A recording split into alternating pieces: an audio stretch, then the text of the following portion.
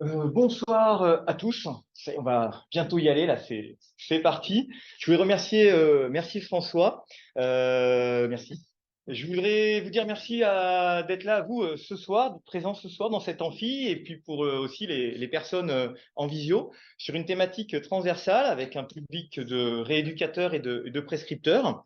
Donc, merci. Et dans ce sens-là, la SOFIA répond à ses objectifs de partage et d'échange. Encore merci. Et puis à la fin, pour ce présentiel, il y a un petit buffet pour continuer les échanges et ainsi de suite. Et comme le Saint-Nicolas c'était hier, il y a des manoleux aussi. Donc voilà, restez, partez pas tout de suite. Je vais revenir sur cette affiche que vous voyez là derrière vous, ici. Il y a différents personnages. Ici, c'est Marc, un patient que vous avez peut-être eu, ou en tant que médecin, en tant que rééducateur, en tant que kiné. Il était sédentaire, il était diabétique, et puis grâce à Prescrimove, grâce à la pratique de l'activité physique, quelle qu'elle soit, il a pu reprendre de l'activité. Ici, là, on peut dire qu'on a Sylvie qui était en surpoids, éloignée de l'activité physique. Et donc, pareil, elle a pu reprendre d'activité physique et des séances. Ici, là, on a Chantal. Chantal, elle, c'est une pathologie respiratoire. Bon, ça se voit pas sur le dessin, mais elle a de l'oxygène au quotidien. Ça a été pas facile pour elle. Elle est passée par une structure. Et puis par derrière, elle a repris l'activité physique. Elle a été éloignée, mais directement à l'étape 4. Et ça, l'étape 4, ça va être important de discuter pour pas perdre nos patients. Et Marion et François vont bien l'expliquer juste après cette notion-là. Voilà. Et donc, elle a repris l'activité physique. Et avant de démarrer, on va faire un petit sondage. Alors, il y a un sondage qui va partir en visio. Est-ce que tu peux le lancer? Donc, vous pouvez le compléter. Mais juste dans la salle ici, pour avoir une idée, je voudrais savoir qui dans la salle peut être est kiné, rééducateur APA ou éducateur en structure ou médecin. Juste pour avoir une idée. Vous pouvez lever la main? Juste pour me faire une idée. Voilà. OK. Très bien. Je voudrais savoir qui a déjà eu des patients diabétiques dans sa patientèle, pour avoir un ordre d'idée. OK, quasiment tout le monde. Ça représente, si je ne me trompe pas, 6,3% des Alsaciens sont pris en charge pour leur diabète. Pas qu'ils soient au total détectés, hein, ils sont pris en charge, il y en a 6,3, donc il y en a plus potentiellement. Qui a déjà eu des patients en surpoids? Ouais, tout le monde. Si je me trompe pas, c'est 20% des Alsaciens sont en surpoids, mais je sais pas si c'est obésité ou obésité. 20% des Alsaciens sont obèses. Donc, 2 Alsaciens sur 5. OK? Un sur, ouais. 1 sur 5. C'est plus clair. OK, très bien. Donc, n'hésitez pas en visio aussi à remplir. Il y a le questionnaire qui apparaît. Il y a des choses qui bougent. Ça complète ou pas? 13% de oui. Ouais, super. Et donc, à la dernière question, qui a déjà orienté un patient vers le sport santé? Ah, OK. C'était juste pour savoir et que c'était, voilà. Pour vous dire que peut-être en sortant de la soirée, on s'est donné comme objectif qu'en sortant d'ici, vous sachiez expliquer à vos patients ce que c'était le sport santé et vous puissiez l'orienter. Et voilà, qu'on puisse avancer là-dessus. Donc, au programme, ce soir, professeur Isner va nous rappeler les intérêts et les bénéfices de l'activité physique. Puis nous aurons ensuite comment ça fonctionne en Alsace avec François Jouan et Marion Stoffer qui représentent la Maison Sport Santé de Strasbourg et le pôle AXA. OK. Et puis ensuite, nous aurons un témoignage avec Amélie qui nous parlera, qui est enseignante en activité physique adaptée au pôle APSA et qui nous présentera les tests et ce sera un moment d'échange à ce niveau-là. OK, en tout cas, merci beaucoup à vous et puis merci à vous.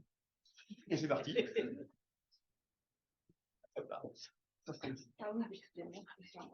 Voilà. On peut s'asseoir. Vous pouvez vous asseoir, bien évidemment. Ah oui, juste avant de lancer, pour avoir une idée, là, il y a les résultats potentiellement qui s'affichent. Mais grosso modo, des patients diabétiques, 90% des personnes en visio ont répondu, ils en ont. 100% des patients en surpoids. Et c'est quand même intéressant, il y a 46% qui ont donc 1 sur 2 des personnes en visio qui ont déjà orienté des patients vers le sport santé. Et ça sera intéressant de rediscuter, d'avoir vos témoignages aussi, de même que ceux qui ont levé la main, savoir comment ça s'est passé, le retour des patients et ainsi de suite. En tout cas, pour débriefer. Merci, merci à vous. Et tu partages encore l'écran. Ouais, pas de souci.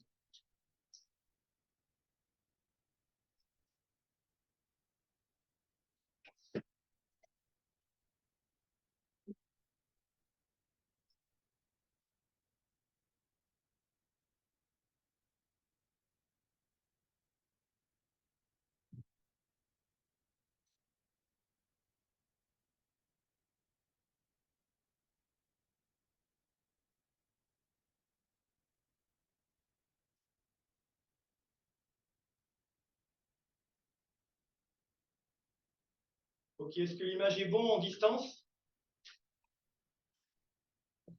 Oui, très bien. Oui, c'est bon.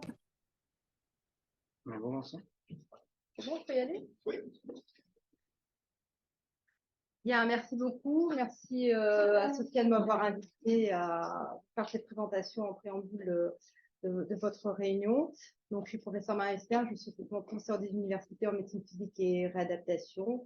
Et effectivement, j'ai en charge cette chaire d'université avec une thématique qui m'est chère, puisqu'on travaille également au sein d'un laboratoire de recherche sur tout ce qui est activité physique dans les pathologies chroniques. Donc, merci Vincent, ça m'allait très bien, la dame diabétique, la dame insuffisante respiratoire, puisque je vais aborder ça. Donc, pour qui, pourquoi, comment et comment prescrire. Et promis, je garderai les 20 minutes. Donc, est-ce que c'est un problème médical finalement, la prescription d'activité physique santé? Eh bien oui, puisque... ouais, il faudrait m'enlever ça là. À gauche. Voilà.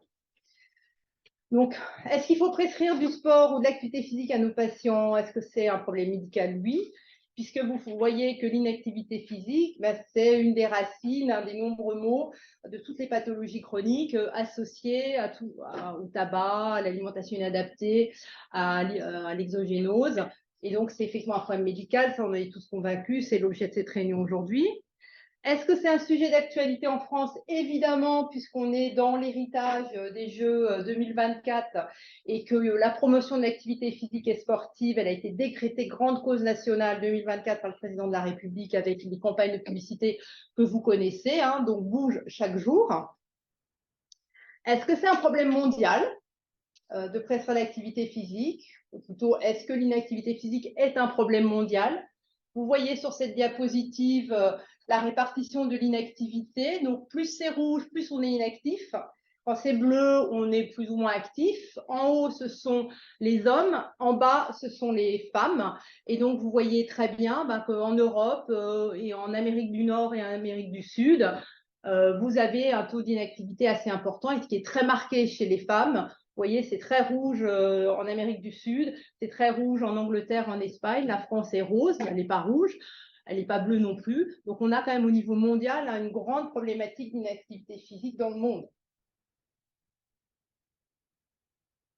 Alors, de quoi parle-t-on? Parce qu'on parle souvent beaucoup de sport. Moi, les patients me disent, Madame Isner, moi, le sport, je ne sais pas, je ne suis pas sportive, je suis diabétique, je suis obèse, je ne peux pas, je suis moche, je ne veux pas aller à la piscine. Je pense que la sémantique est importante, qu'il faut aussi qu'on leur explique que ce n'est pas du sport de compétition, qu'on fait de l'activité physique et sportive. D'ailleurs, il y a des éducateurs en activité physique et sportive, et en plus, c'est adapté. Voilà. Donc, je pense que c'est déjà quelque chose d'important que nous, médecins, on doit connaître. Nous, pendant les études de médecine, moi, on ne m'a jamais parlé d'activité physique et sportive. Hein. C'était effectivement pour le joggeur du dimanche. On nous faisait les anticorps anti-mitochondrie, tout ce que vous voulez comme traitement chimio. Mais le sport, qui est un vrai traitement non médicamenteux, on ne nous en parlait pas. Donc, je pense que c'est important de remettre aussi de la sémantique. De quoi parle-t-on? Le sport, ça fait partie de l'activité physique. Donc, c'est une publication de Cannes en 2012 dans le Lancet. C'est simplement, j'aime bien cette diapositive pour remettre les choses à leur place. L'activité physique, c'est toutes les activités. Donc, l'activité physique, c'est aussi expliquer aux gens, c'est pas seulement faire du sport, c'est de monter, descendre les escaliers, de descendre un arrêt de bus plutôt pour marcher, de peut-être pas prendre la voiture parce que la boulangerie, elle a 50 mètres, peut-être d'y aller à pied. C'est ça l'activité physique, c'est peut-être simplement de faire le ménage, de faire leur passage, de jardiner, d'enlever la neige tôt le matin, donc faire les courses. Donc, je pense que c'est des éléments importants pour bien faire comprendre que le sport fait partie de ça. Le sport n'est qu'une partie de ça. la définition de l'inactivité physique, parce qu'elle est souvent confondue avec la sédentarité. On dit, oh, je suis sédentaire, je suis inactif. Ce sont deux notions différentes. L'inactivité physique, c'est quand vous avez un niveau d'activité physique qui est inférieur au niveau recommandé. Hein, vous savez qu'il faut faire un certain niveau d'activité physique pour générer le processus, c'est un processus mécanique qui se transforme en biologique pour que vous ayez effectivement des conséquences sur la santé. Donc l'inactivité physique, c'est quand c'est inférieur au niveau recommandé, et ça, c'est la recommandation de l'OMS. Vous savez qu'il faut au moins faire 150 à 300 minutes par semaine, ce qui est énorme. Avant, on disait 30 minutes par jour, donc sur 5 jours, ça faisait 5 fois 3, 15, 150. Mais on se rendait compte que les gens, personne ne fait 30 minutes. Vous, si vous avez un travail, vous êtes assis devant un bureau, vous n'arrivez peut-être pas forcément à faire tous les jours 30 minutes.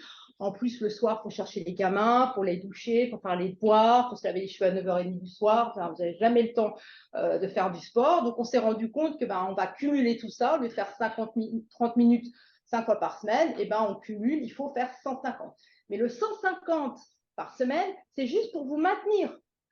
Si vous voulez augmenter, il faut faire le double, il faut faire 300 minutes. Donc le 150, c'est le minimum syndical pour vous maintenir correctement et ne pas aller vers de la pathologie chronique. Et si vous voulez progresser, il faut faire x2, faire 300. Alors on nous a aussi dit oui, mais on n'a pas le temps. Alors on peut faire plus court, on peut faire du HIIT, de l'intensif, on peut faire quelque chose de beaucoup plus intensif. Et donc ça permet de diminuer, de faire 75 minutes par semaine. Et ça vous permet juste de vous maintenir. Et si vous voulez progresser, il faut faire 150. Qui n'est pas chose aisée, comment on met ça dans nos emplois du temps et comment on met ça chez des patients qui ont une pathologie chronique, qui sont déconditionnés à l'effort, qui ne savent pas où aller, qui ne savent pas à qui s'adresser, vers qui s'adresser. Donc, c'est l'objet de la présentation.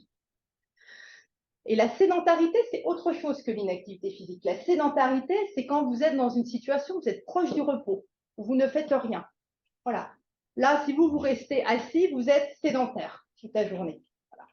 Par contre, vous allez un peu vous promener, vous allez être inactif parce que vous n'allez pas remplir toutes les conditions pour avoir votre niveau d'activité quotidien. Donc, sans rentrer dans les détails, parce que vous connaissez tout ça, donc on parle de sédentarité quand on a une dépense qui est inférieure à 1,6 mètre. C'est un équivalent métabolique de consommation d'oxygène. Donc, quand on est assis, qu'on écrit, qu'on regarde la télé, voilà, qu'on est assis dans une voiture. Et puis, ça touche beaucoup nos enfants. On a un enjeu sociétal puisque maintenant, tout le monde fait de la tablette. Voilà, on fait de la Game Boy, vous avez super pub pour Noël où il faut la super Nintendo Switch, voilà, on va passer des heures, il faut acheter l'extension. Et puis aussi les mères qui amènent ou les pères qui amènent leurs enfants en voiture, s'ils peuvent encore les déposer dans la cour d'école pour que les pauvres chéris n'aient surtout pas trop à se déplacer. Donc on est quand même dans quelque chose de très très sédentaire. Et ça, c'est un vrai travail. Puis les ados, vous connaissez le problème pour ceux qui en ont. Good luck, moi j'ai déjà passé. Donc, le temps de sédentarité, c'est une autre notion. Donc, il y a l'activité physique, il y a l'inactivité physique, il y a la sédentarité. Donc, c'est simplement parce que les termes sont importants. Et le temps de sédentarité, c'est le temps qu'on passe assis ou couché entre le lever et le coucher du soleil. Voilà.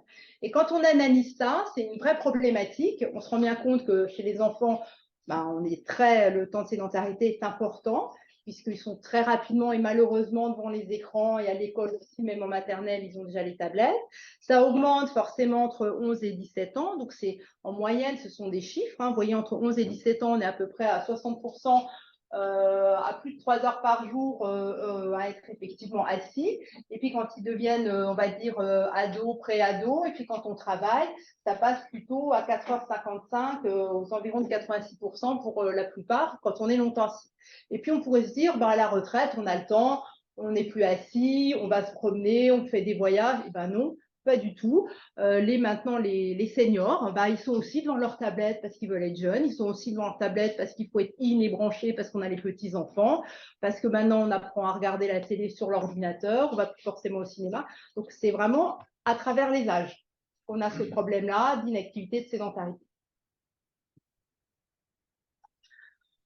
Alors, pourquoi prescrire l'activité physique une fois qu'on a fait un état des lieux sur la définition? Eh bien, l'activité physique, c'est votre pronostic de mortalité. Si vous ne faites pas d'activité physique, vous augmentez votre taux de mortalité.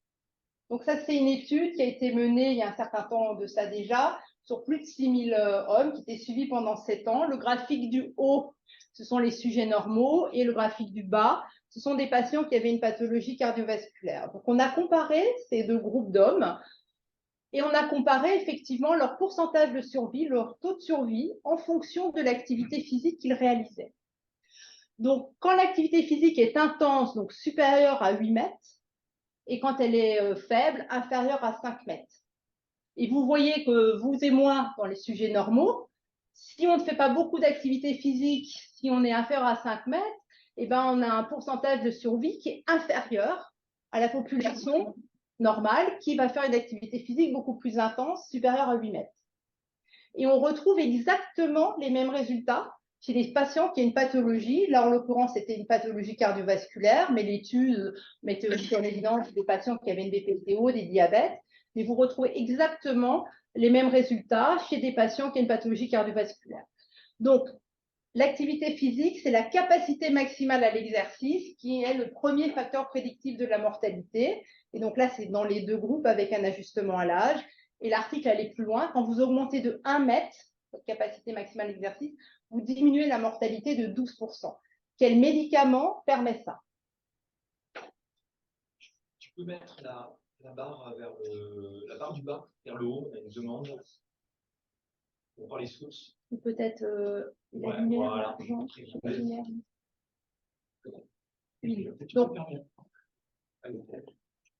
Donc, dans la continuité, donc la capacité à l'exercice est un pronostic de mortalité. Là, c'est une étude, c'était une des premières dans le New England en 2002, avec une méta-analyse, 33 études. Mais vous voyez sur les différentes pathologies chroniques, l'hypertension, la BPCO, le diabète, le tabac, l'obésité. Donc, vous voyez qu'on a exactement les mêmes résultats. L'histogramme en brun, c'est quand vous faites une activité intense. En bleu, c'est quand elle est modérée. Et donc, vous voyez bien que le risque relatif de décès, eh ben, il est plus élevé quand vous avez une intensité basse d'exercice, et contrairement à ceux qui font une activité physique intense, et quelle que soit la pathologie.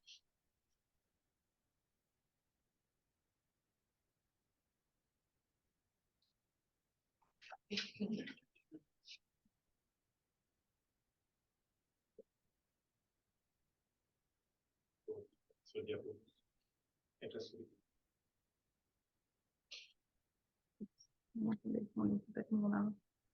On avait un petit problème, excusez-nous, de passage de diapo. Voilà. Donc, quand on regarde cette inactivité physique, si on considère les facteurs de risque qui rendent compte de la mortalité générale, exprimée en millions de décès par an, eh ben, vous savez qu'on meurt d'hypertension artérielle, après du tabac, après du diabète, et en 4, de l'inactivité physique. Et ça ne va pas s'arranger. En plus, avec le vieillissement de la population, la perte d'autonomie. Donc, c'est quand même l'inactivité physique est le 4e facteur de risque de mortalité. Et c'est malheureusement dose dépendant. Plus on est inactif, plus le risque augmente. Ça, c'était une étude de 2017 sur le temps passé devant la télévision. Et vous voyez bien que plus on augmente le temps à passer assis à regarder la télévision, bah, plus vous augmentez le risque de mortalité. Donc, on a un effet dose. Et l'inactivité physique, c'est quand même important de le savoir, c'est la première cause de mortalité évitable. Là, on vous a mis la prévalence du tabac et la prévalence de l'inactivité physique, qui est supérieure à celle, la prévalence est supérieure par rapport au tabac. Et vous voyez que le nombre de décès par an est supérieur pour l'inactivité physique versus tabac. Donc, vous connaissez peut-être ce slogan que l'inactivité, c'est le new smoking. Voilà, on meurt plus de ça que du tabac. Ce qui ne veut pas dire qu'il faut continuer à fumer, bien évidemment. Sur le temps de sédentarité, je trouve cette diapositive très intéressante parce que souvent les gens disent oh ben moi, je n'ai pas le temps de faire quoi que ce soit la semaine, donc je vais faire plein de sport le week-end. Voilà. Je vais faire des trails, 12 heures, j'arrête pas. Quand on voit ça, vous pouvez expliquer à vos patients que ça ne sert à rien. Pourquoi?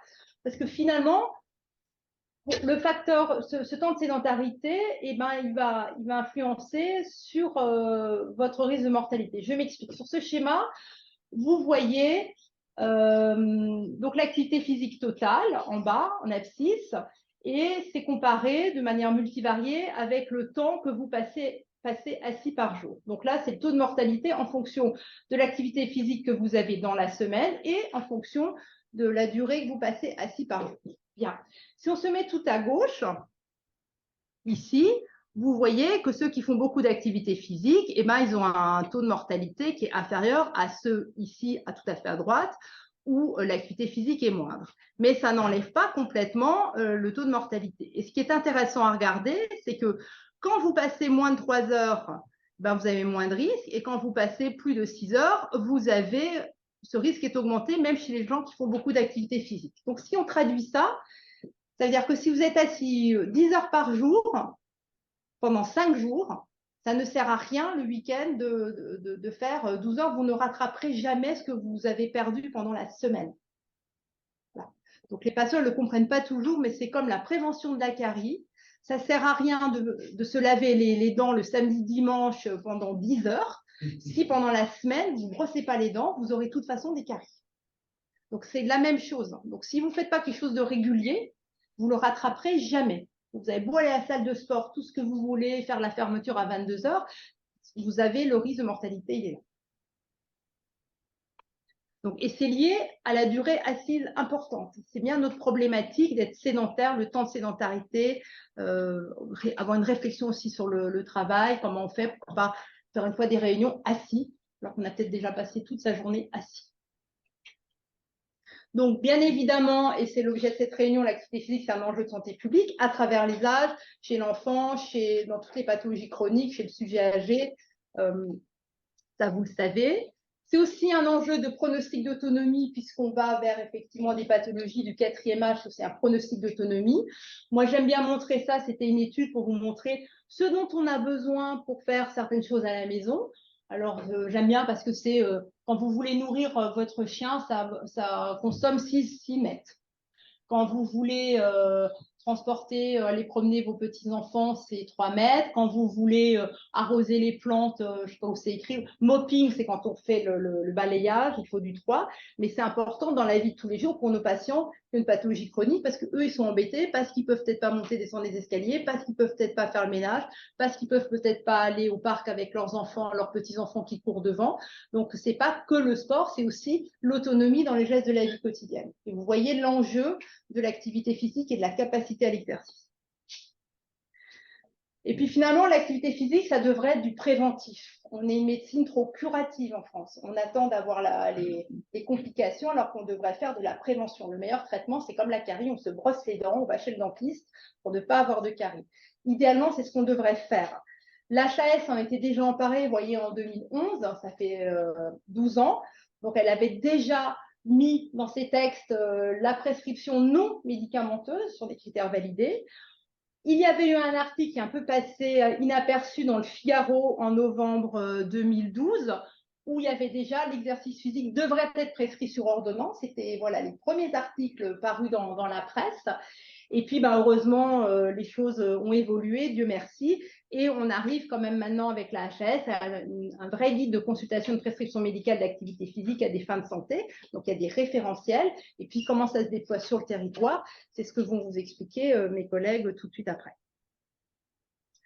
Et puis, on n'a pas inventé la poudre. Dans l'Antiquité, ça se faisait déjà, ils avaient compris. Hippocrate, Galien, ils avaient très bien compris qu'il fallait faire de l'activité physique, c'était les jeux du stade, c'était pas simplement pour l'occupationnel, mais ils avaient aussi compris que ça réparait les maux physiques, les maux psychiques. Avicenne, dont je vous ai mis ici la photo, et puis surtout l'hôpital Avicenne à Paris, faisait partie de ces médecins qui étaient également philosophes et qui comprenaient effectivement le ASIX, un esprit sain dans un corps sain, c'est ça. Donc, ça date pas d'hier et ils avaient effectivement compris tout l'intérêt, sans parler des Jeux grecs, les Olympiades, et c'est pour ça qu'on a aussi des Jeux olympiques.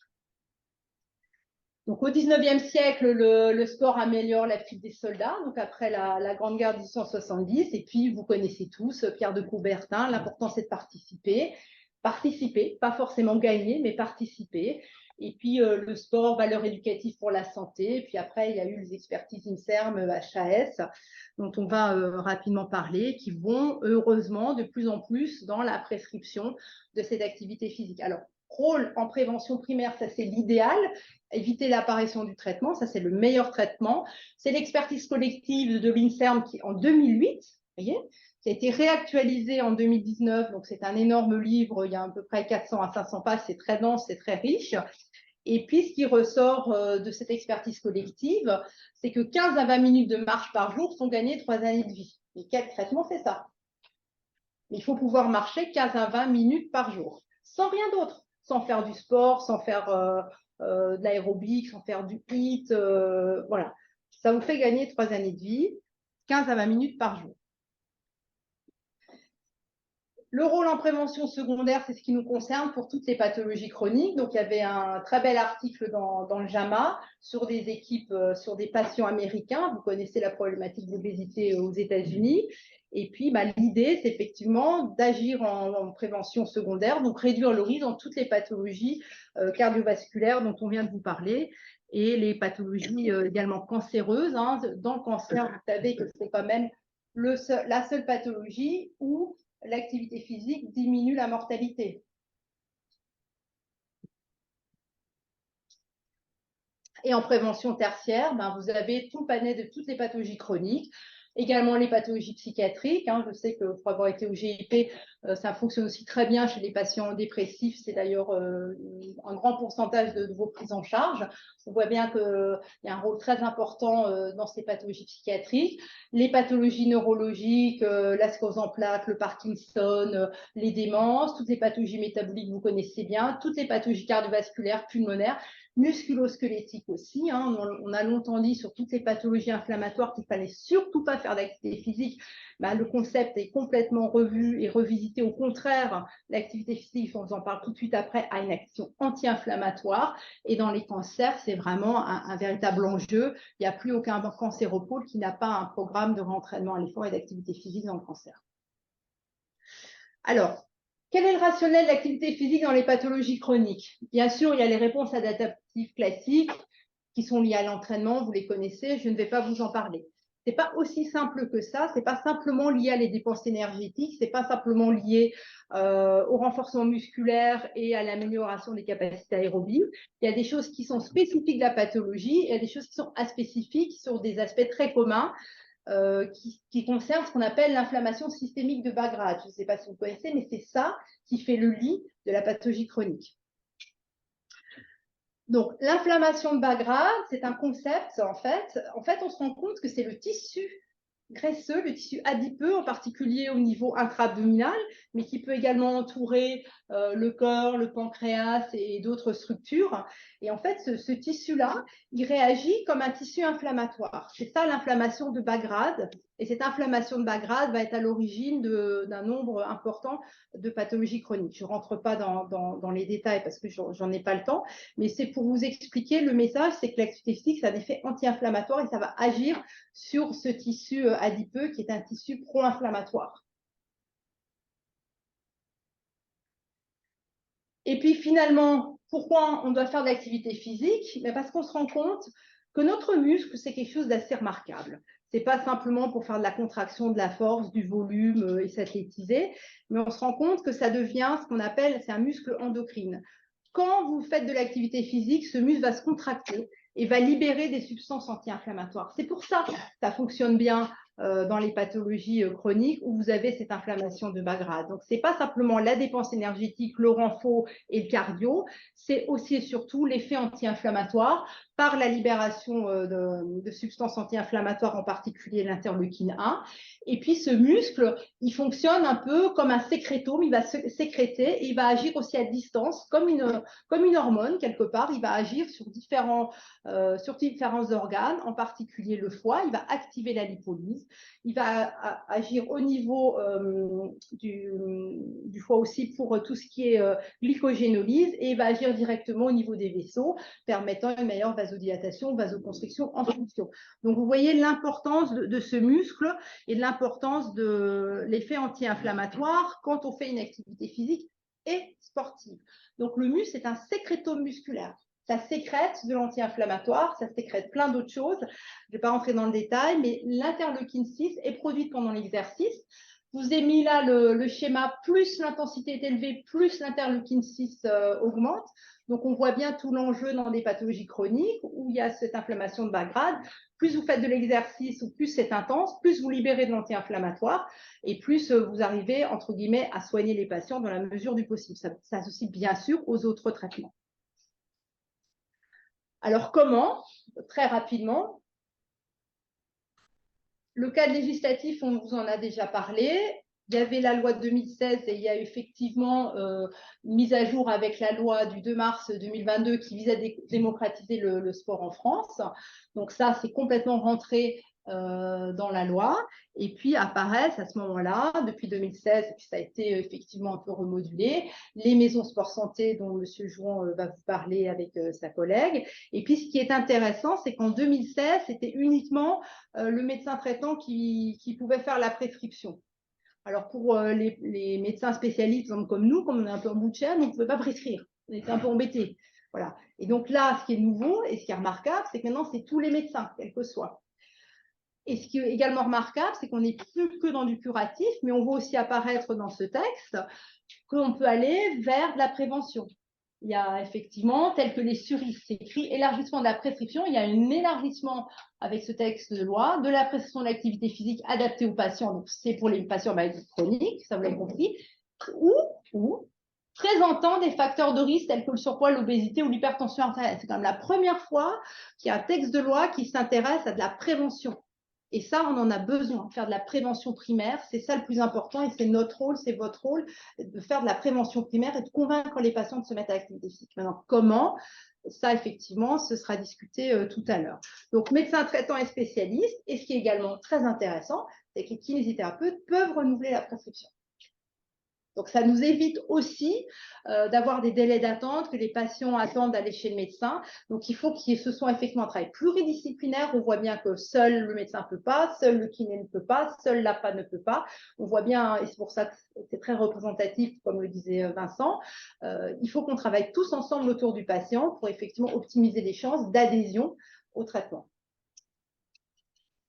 Donc, parce que ça reste quand même un traitement, c'est une prescription, c'est un traitement non médicamenteux. On prescrit avec le nom, la posologie, on fait du renfort, on fait du cardio, on fait 2 fois par semaine, 3 fois par semaine, on fait l'intensité, la fréquence, on suit les patients, on les revoit.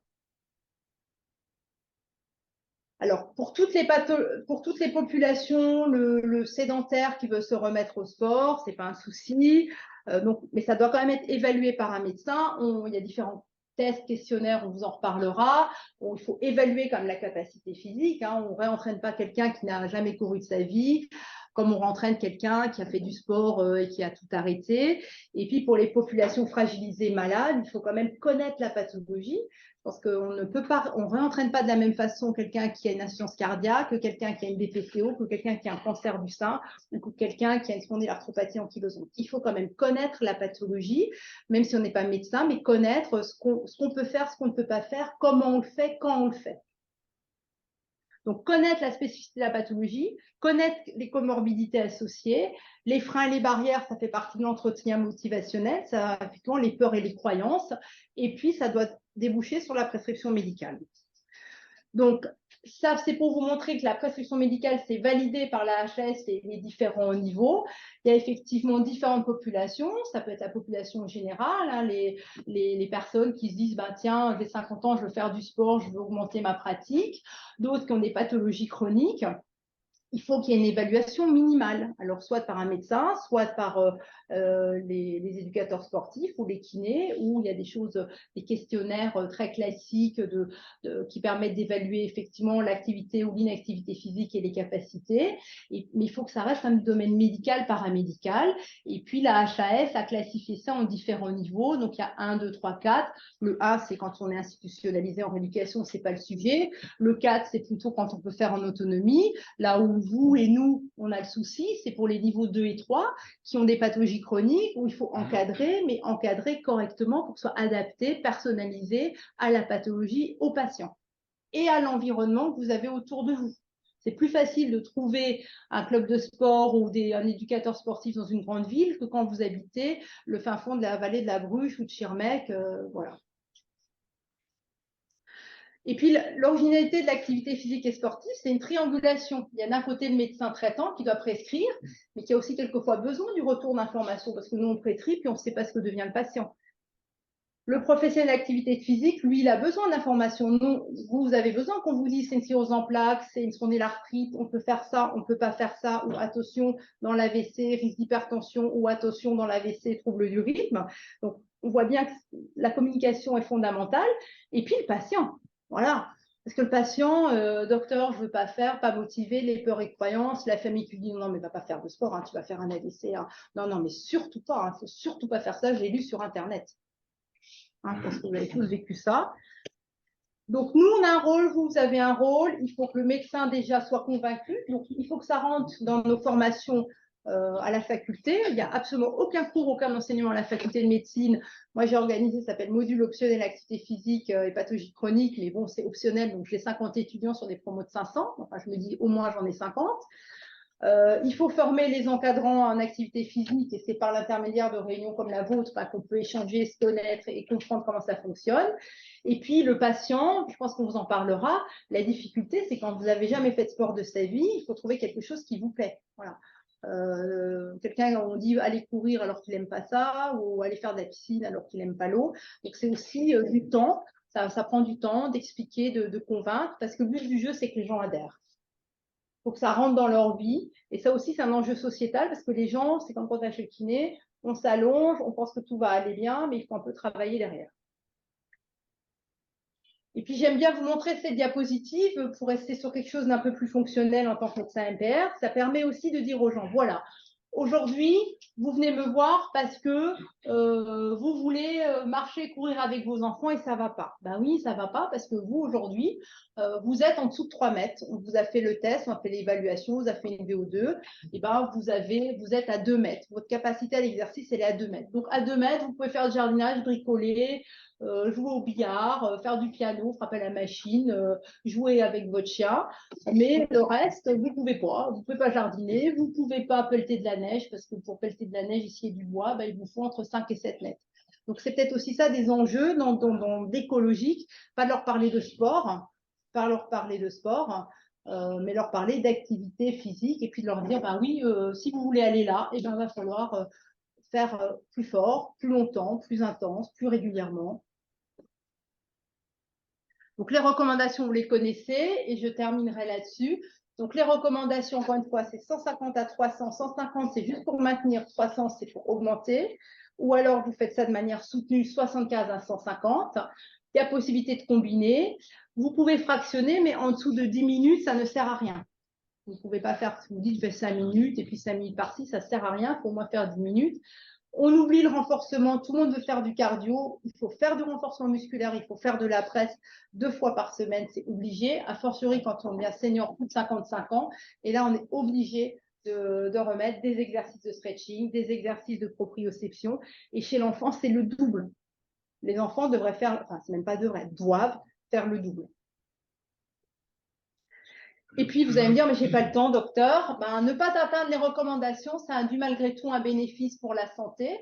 Là, vous avez un graphique en bleu tout en haut. Ben, vous voyez, quand on fait un exercice intense, et ben, vous avez effectivement une réduction du taux de mortalité qui est plus important que quand vous êtes en dessous de la ligne rouge, mais vous diminuez quand même un peu votre mortalité. Donc, c'est toujours mieux que de ne rien faire. C'est ça le message.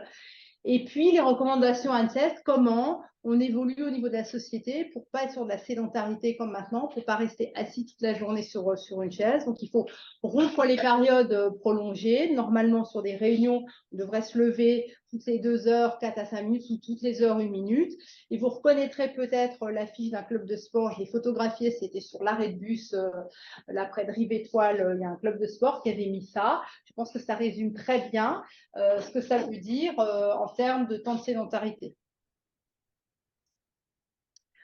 Les aides à la prescription, je vous en parle parce que je fais partie du médico-sport santé, c'est aussi peu connu, peut-être qu'il faut aussi travailler. Alors, ce n'est pas forcément ce qu'il y a de plus attractif et facile, mais pour les médecins, en tout cas, c'est assez intéressant parce que vous avez toute une littérature sur les effets de l'activité physique dans les différentes pathologies. Donc, vous pouvez cliquer, c'est le Vidal du sport. C'est vrai que c'est plus adapté peut-être pour les gens qui veulent vraiment avoir de la publication des grandes mises au point. Peut-être moins adapté pour le patient, mais pour les médecins, c'est très important. Moi, j'ai écrit la partie sur activité physique, sclérose en plaques, lombalgie et Parkinson, et c'est remis à jour régulièrement. Et puis, vous avez surtout donc la HAS qui est très active avec ses consultations et la prescription d'activité physique. Il y a beaucoup de référentiels qui sont en ligne. Les derniers sont artériopathie, asthme, diabète, Parkinson, troubles schizophréniques. Et actuellement, on travaille je suis partie du groupe de travail sur tout ce qui est locaux. Voilà, on a pratiquement finalisé lombalgie chronique, polyarthrite rhumatoïde, spondylarthrite ankylosante, et aussi un groupe qui travaille sur le handicap, parce que ça manquait cruellement, et sur l'enfant. Donc, il y a beaucoup de choses qui se mettent en place. On voit bien qu'il y a beaucoup d'initiatives qui s'ignorent peut-être encore, mais les choses sont en train d'évoluer et on a intérêt à se rencontrer. Voilà. Ça, c'est des travaux de la HAS actuellement. C'est ce que je vous disais. Ça va sortir en janvier 2024. Et pour terminer, je crois que ce qui est important, c'est vraiment de se connaître, de partager l'expérience, de mettre en place des réseaux, d'informer nos patients, d'informer surtout les médecins à qui j'adresse. Moi, c'est vrai que j'ai eu la chance, par l'intermédiaire du GIP, de connaître M. Jouan, Mme Corinne Bichstein. Et c'est vrai qu'au début, je ne savais pas parce que entre Redom, machin, je ne savais pas. Je ne savais pas.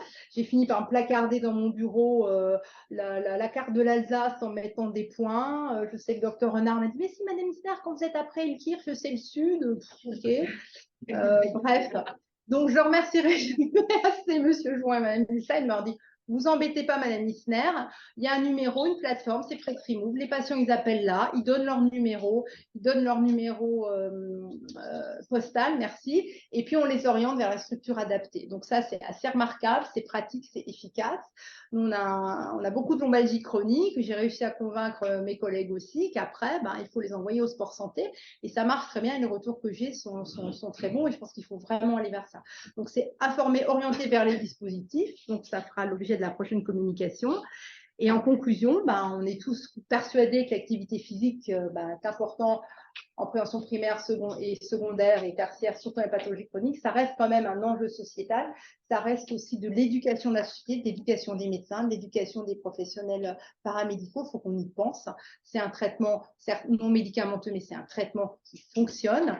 Et encore une fois, partager, informer les professionnels de santé, puisque un patient qui a une pathologie chronique, on ne peut pas le rentrer de la même façon qu'un patient sédentaire qui veut reprendre une activité le dimanche. Donc, merci beaucoup de m'avoir permis de partager avec vous ces quelques points qui me paraissent essentiels et je me réjouis de voir que les choses s'interconnectent pour qu'on puisse effectivement savoir à qui adresser, où adresser, que vous nous expliquiez ce que vous faites effectivement dans cette prise en charge et comment nous, on peut interagir pour essayer de potentialiser tout ce que vous mettez en place. Voilà, je vous remercie.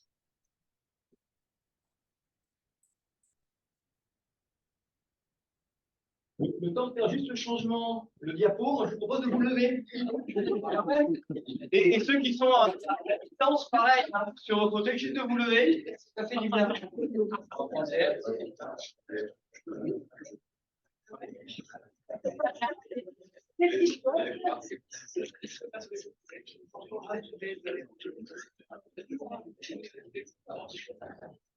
Donc là, Marion,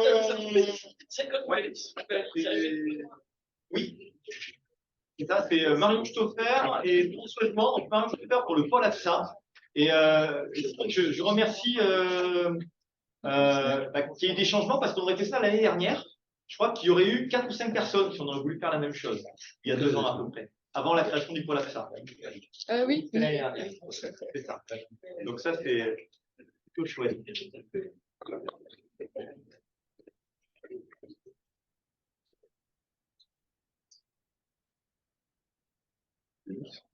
Vous avez un petit peu s'il vous plaît. Ouais. C'est bon? Bah ouais, quand vous voulez, François pour la et Marion pour le pôle AXA. Je vous rassois. Merci encore à Sophia pour l'invitation. Sophia, vous m'avez bon souvenir de grec, c'est la sagesse, c'est ça, non? Il y a l'idée, c'est un joli nom, c'est bien, pour dire Société de physiothérapie d'Alsace, mais il y avait ça derrière aussi. Alors, je ne sais pas si je suis sage, mais j'y travaille en fait. Non, juste pour au-delà de la blague, c'est quoi pour vous l'information mondiale de la semaine qui a mobilisé, qui a électrisé tout le monde, notamment les jeunes ou les moins jeunes, un truc, tout le monde est au taquet sur les réseaux. GTA. Pour illustrer les propos du professeur Eisner, tout le monde est au taquet sur un jeu qui est même pas sorti. Il y a juste un teaser. Il y a des gens, jeunes, moins jeunes, qui passent leur temps à regarder le teaser en boucle pour savoir ce qu'il y aura dans le jeu. Et deuxième question, c'est quoi l'information nationale qui concerne les jeunes? Nationale, les jeunes. On a un ministre qui s'est exprimé là récemment. La baisse du niveau scolaire. Alors, je ne vais pas faire un lien entre les deux, mais justement, qu'est-ce qu'a dit le ministre? Qu'est-ce qu'il fallait intensifier quoi? Non. Eh non, c'est justement ce que mon propos. Il a parlé que des maths. Sport cérébral. Ouais, mais à aucun moment, et c'est moi, alors je ne fais pas de politique, hein, mais bon, voilà. À aucun moment, le lien entre, on va dire, le cognitif, le physique n'a été abordé. Et moi, c'est mon grand regret, quoi. C'est-à-dire qu'à aucun, on parle de maths, on parle de français. Moi, je suis parent d'élève, hein. Dans ma tête, on parle de bourrage de crâne, en fait.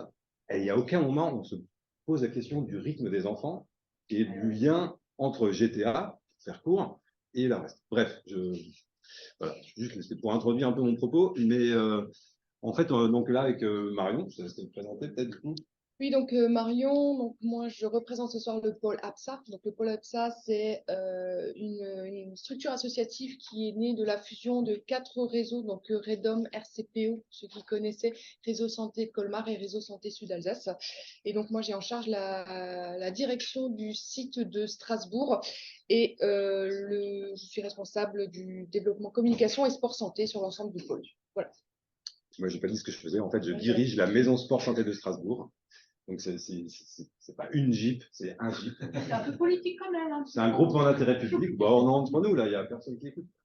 Et donc, c'est un groupement d'intérêt public qui pilote notamment Sport Santé sur ordonnance, un dispositif que portait en régie la ville de Strasbourg jusqu'à peu, et des dispositifs tels que Précoce pour les enfants et les adolescents en surpoids, toujours pour des résidents strasbourgeois. Et donc là, on va vous présenter justement Prescrimove, qui est un dispositif que vous connaissez sans doute, puisque certains d'entre vous ont déjà orienté, d'après ce que j'ai entendu, vos patients. Ça, c'était la petite vidéo, mais Ah ouais. Parce qu'on a on va vous passer une petite.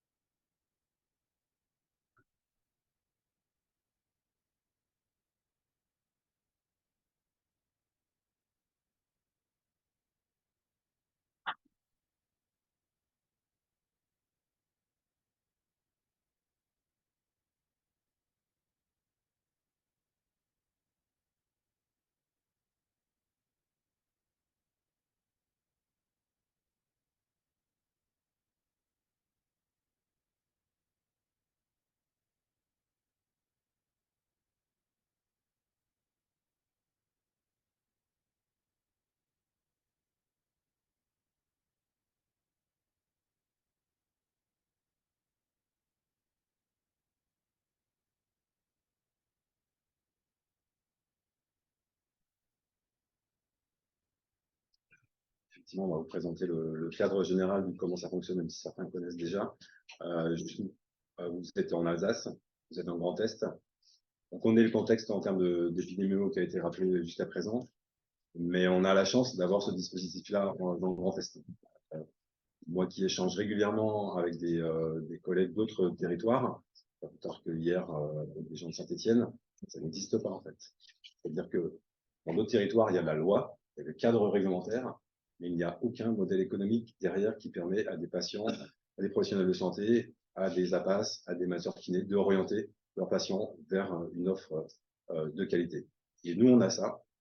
C'est un dispositif PrescriMove lancé par l'Agence régionale de santé, le régime local, la région Grand Est et la Dragès depuis, je crois, 2018 de mémoire, et qui s'est fortement engagé. Donc, c'est une politique volontariste. Ils n'étaient pas forcément obligés de le faire, mais voilà, on a ce dispositif-là. On est, du coup, tous les opérateurs largement investis sur ce sujet.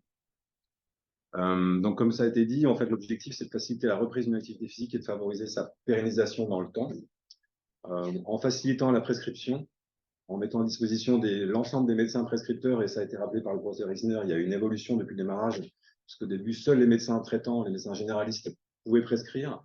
Depuis la loi de mars 2022, tous les médecins engagés dans la prise en charge de leurs patients, c'est comme ça qu'est écrit la loi, peuvent prescrire une activité physique adaptée, qu'on soit du coup généraliste, spécialiste, hospitalier, libéral, médecin du travail. On les oublie aussi parfois, mais vu les contextes, les situations qu'on peut avoir, on parlait des TMS tout à l'heure, ça fait partie des critères, mais un médecin du travail peut aussi théoriquement prescrire. L'objectif est de proposer un accompagnement personnalisé, adapté au profil et aux besoins de chaque personne. Donc les opérateurs, vous les voyez. Dans notre territoire, en fait, il y a le pôle APSA, donc qui est peut-être la réunion d'anciens réseaux métaboliques. Et sur Strasbourg, la maison sport santé de Strasbourg. Vous voyez, en fait, l'ensemble du Grand Est est couvert aujourd'hui intégralement par le dispositif PrescriMove. Notre rôle, parce que dans notre jargon, nous sommes des opérateurs PrescriMove. Nous devons développer une offre en activité physique à des fins de santé sur l'ensemble des territoires, gérer notre propre réseau d'acteurs, qui sont souvent des acteurs associatifs ou des auto-entrepreneurs. On supervise et on suit la prise en charge individuelle des patients, inclus dans le dispositif. Favoriser l'émergence d'une culture commune autour de l'activité physique à des fins de santé. Bien sûr, on a un rôle, on parler de politique, mais aussi de plaidoyer vis-à-vis des bienfaits de l'activité physique auprès du grand public, des professionnels de santé, et aussi de maintenir évidemment un lien régulier avec l'ensemble des tutelles. Et les financeurs, parce qu'il y a un modèle économique qui est aujourd'hui un modèle économique lié au financement au forfait, et c'est une chance.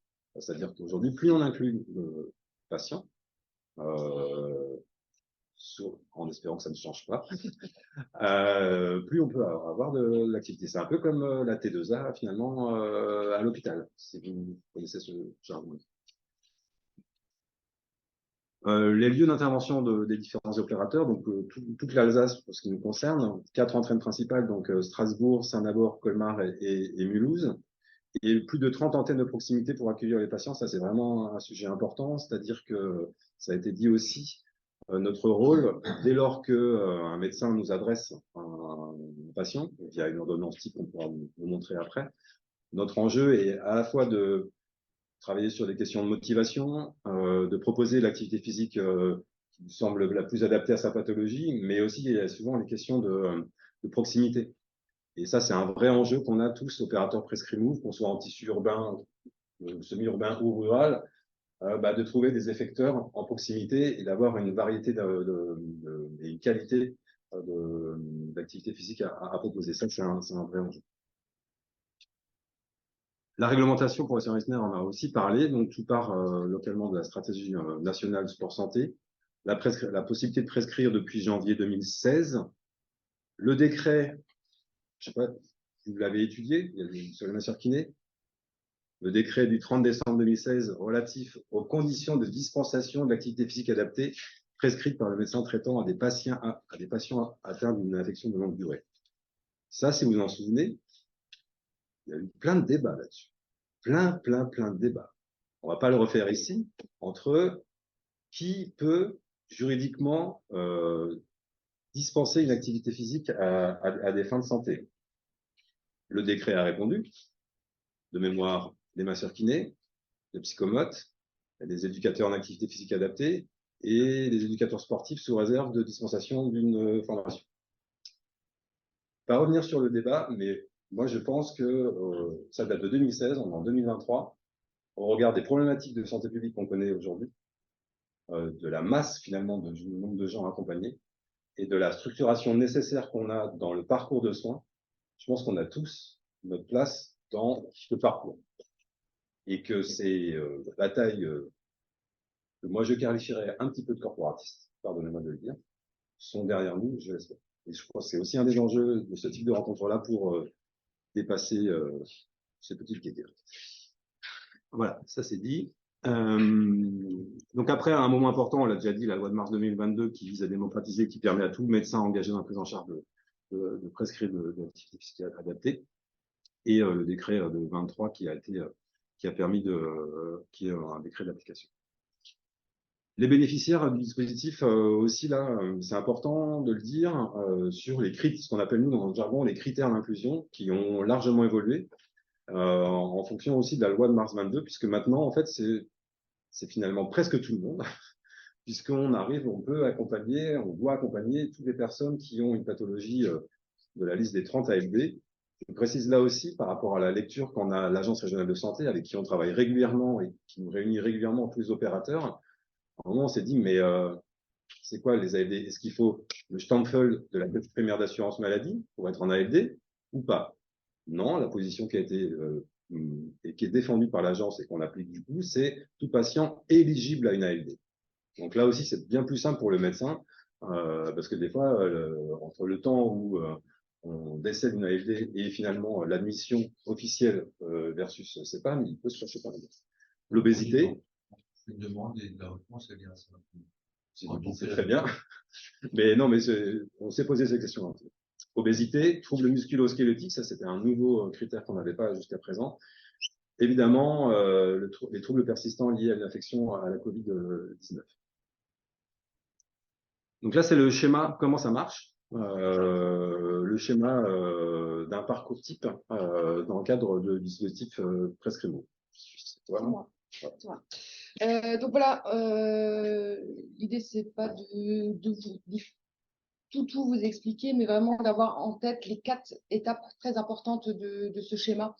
Donc pour nous qui est relativement simple, mais on a l'habitude de l'utiliser. Donc la première étape qui est la prescription de l'activité physique par le médecin, donc c'est une obligation. La deuxième étape, la réalisation du bilan, je vais revenir en détail. La troisième, qui est un accompagnement sur 12 séances, donc ce qu'on appelle l'accompagnement spécifique. Et la quatrième étape, on en a parlé aussi tout à l'heure, qui est très importante, c'est vers un mode de vie actif au quotidien. Donc c'est que les patients continuent à pratiquer de l'activité physique le plus longtemps possible. Donc sur la première étape, c'est assez simple. Hein, donc on l'a dit tout à l'heure, il y a un numéro unique. Donc j'ai apporté des plaquettes et vous retrouverez toutes les informations dessus. Donc il y a un numéro unique au niveau du Grand Est. Le patient, une fois qu'il a sa prescription médicale, téléphone à ce numéro de téléphone, tape son code postal et il va tomber chez l'opérateur de secteur. Donc, on ne va pas se demander, en tout cas en Alsace, si c'est la Maison Sport Santé de Strasbourg ou s'il habite à Elkirch, où il faut l'emmener. Voilà. Donc, ça, c'est assez simple. On a des ordonnances types. Donc, on essaye de diffuser un maximum auprès des médecins cette ordonnance type, mais une ordonnance classique peut très bien faire l'affaire. Donc, on retrouve hein, les différents thématiques, donc affections de longue durée, les troubles musculo-squelettiques, l'obésité et les troubles persistants liés à la Covid. Là, il y a toujours la possibilité pour le médecin, on l'a dit tout à l'heure, de donner des recommandations pour l'enseignant qui va faire le bilan. Donc ça, c'est la première étape primordiale. La seconde étape, tous les patients vont passer par un bilan d'activité physique et un bilan au niveau de la motivation. Donc Amélie, tout à l'heure, vous expliquera un peu en quoi consistent ces bilans. Ce qui est important, c'est que ce bilan est réalisé, on essaye de le faire au maximum dans nos antennes de proximité. Donc, un patient qui habite à Sarre-Union ne va pas venir à Strasbourg faire le bilan. C'est les éducateurs qu'on a identifiés sur place ou les éducateurs qui vont se déplacer au plus proche du domicile pour faire le bilan. Donc, c'est un bilan qui dure 1 heure. Donc, des tests de la condition physique et une partie sur la motivation. Donc, il y a un financement au forfait qui est de 45 € pour la réalisation du bilan. Donc, qui peut réaliser ces bilans? Donc, il y a plusieurs typologies. Donc, voilà, vous vous retrouvez dans cette étape-là. Donc, les masseurs kinésithérapeutes, ergo, psychomotriciens. On a les enseignants en activité physique adaptée et on a les éducateurs sportifs titulaires d'un BPGEF ou DEGEF. On va demander à ce qu'il y ait une formation soit à l'entretien motivationnel, soit à l'éducation thérapeutique du patient.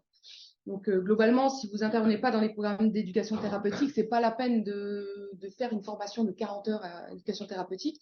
Mieux vaut privilégier l'entretien motivationnel, qui est une formation courte d'une journée et qui est dispensée entre autres par l'IREPS, et des financements sont accordés à l'IREPS, donc c'est des formations qui sont gratuites. On va demander à ce qu'il y ait un PSC1 de moins de 3 ans. Donc les gestes de premier secours, un minima. Et puis pour les éducateurs sportifs, il va falloir faire une formation complémentaire au sport santé, qui est maintenant de quasiment 45 heures uniquement, donc pour les éducateurs sportifs titulaires d'un diplôme d'État. Donc ça, ce sont toutes les personnes qui vont pouvoir réaliser le bilan initial. Donc il y a beaucoup de critères. D'où la difficulté d'identifier des personnes sur le territoire. Donc, en ville, on n'a pas trop de difficultés. Sur l'échelle de l'Eurométropole, on n'a pas trop de difficultés. Dès qu'on va s'éloigner, forcément, on va avoir du mal à identifier et puis à motiver aussi les professionnels, puisque pour la réussite d'un parcours Prescreen Move, eh ben, il nous faut des personnes qui réalisent les bilans, des personnes qui réalisent les parcours spécifiques et des personnes ou des associations qui puissent encadrer les activités en étape 4. On y arrive. Donc, on est à la recherche de masseurs kinés. Donc, je lance un appel, on n'en a pas beaucoup. Oui. Une petite réponse. Dans la CPTS Centrale Gaz, on va organiser au premier trimestre 2024 une formation de PSC1 et puis une formation d'entretien motivationnel. Super. Le docteur Bonny pour les internes. Voilà, donc le docteur Bonny fait partie du pôle APSA, donc elle est au fait de tout ça, donc ouais, parfait. Donc c'est vrai qu'on travaille beaucoup avec les CPTS, on a beaucoup de CPTS qui proposent des formations, que ce soit à l'entretien motivationnel, le PSC1, voire même des formations sport santé, donc les 40 heures de formation. Donc ça, c'est des initiatives locales. Nous, on essaye de veiller à ça et puis justement de mobiliser tous les professionnels pour qu'il y ait une réussite sur un territoire. Et donc, Centre-Alsace, c'est quel Célestat, jusqu'à Markolsheim? Non, même pas. Ouais, c'est ça. Les vallées. Ouais. Donc, l'étape 3, donc ça, c'est l'étape optionnelle, c'est l'accompagnement spécifique. Donc, c'est 12 séances d'activité physique qui sont encadrées finalement par les mêmes personnes qui vont réaliser le bilan. Donc là, il y a une prise en charge financière également de 160 € par patient pour les 12 séances. Ces séances peuvent se faire soit en individuel, soit en petits groupes. Donc, c'est des groupes vraiment restreints. Et donc, voilà, les mêmes prérogatives pour réaliser cet accompagnement spécifique. Je peux juste réagir, si c'est possible, puisque tu marques bien étape optionnelle. Oui. Et ce qui est important, parce que c'est la partie qui est remboursée et qui est prise en charge. Oui, mais c'est une étape optionnelle parce que tous les patients ne vont pas forcément avoir besoin de 12 séances d'activité physique. Voilà, c'est des séances qui sont vraiment adaptées. On a par exemple le cas de personnes qui sont atteintes de cancer, qui sont déjà actives, qui rentrent dans ce dispositif. Il n'y a pas nécessité de les orienter vers ces 12 séances. L'idée, c'est plutôt de les conforter dans leur activité, ce qu'elles font au quotidien. Amélie pourra en parler mieux que moi, et puis de pouvoir après les orienter vers des structures si nécessaire. C'est pas forcément nécessaire, mais c'est vraiment d'avoir un entretien avec l'éducateur sportif, de savoir où en est le patient, d'informer le médecin. Donc, je l'ai pas dit, mais il y a vraiment cette étape de retour au médecin après la réalisation des tests, et puis de donner des conseils aussi pour continuer. Donc, c'est vraiment une étape optionnelle. Est-ce que ces critères sont clairs ou est-ce que c'est à l'appréciation du médecin ou de... C'est le bilan qui va déterminer le parcours. Mais c'est bon des critères définis en amont? Non, alors c'est vraiment l'appréciation de l'enseignant en activité physique, enfin de la personne qui va réaliser le bilan, forcément. On peut avoir quelqu'un qui a par exemple une condition physique qui est correcte, mais avec de grosses difficultés, par exemple, à s'intégrer à un groupe. Voilà. Donc là, l'idée, peut-être de l'amener tout doucement. Alors, si on peut faire de l'individuel, des petits groupes pour l'amener après à pratiquer en séance collective ou pas, hein, parce que certains n'iront pas, mais c'est de leur donner des astuces pour reprendre une activité physique. Ouais. Juste pour avoir une précision, oui. pour les kinés, en tout cas, oui. À ce jour, à ma connaissance, parce que j'ai cherché, il n'y a aucun kiné en Alsace qui réalise les étapes 2 et les étapes 3. Alors, on en a un.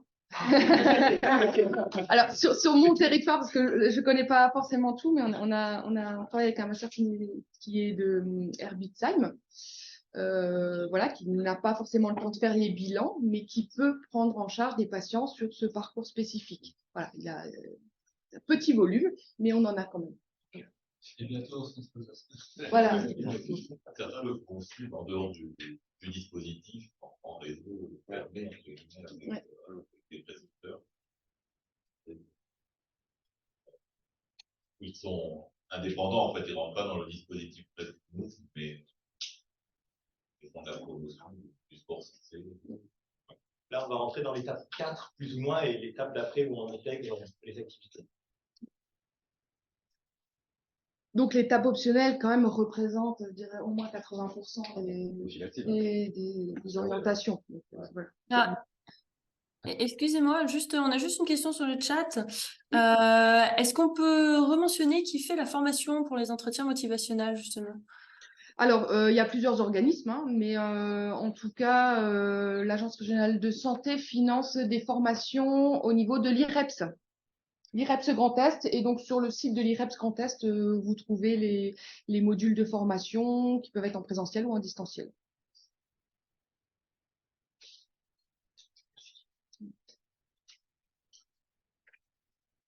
Et donc la quatrième étape, donc vers un mode de vie actif. Donc là, on a un peu plus de professionnels qui réalisent cette étape-là. Donc vous vous retrouvez encore dans cette étape, hein, avec votre casquette plutôt d'éducateur sportif, parce qu'on va vous demander votre carte professionnelle.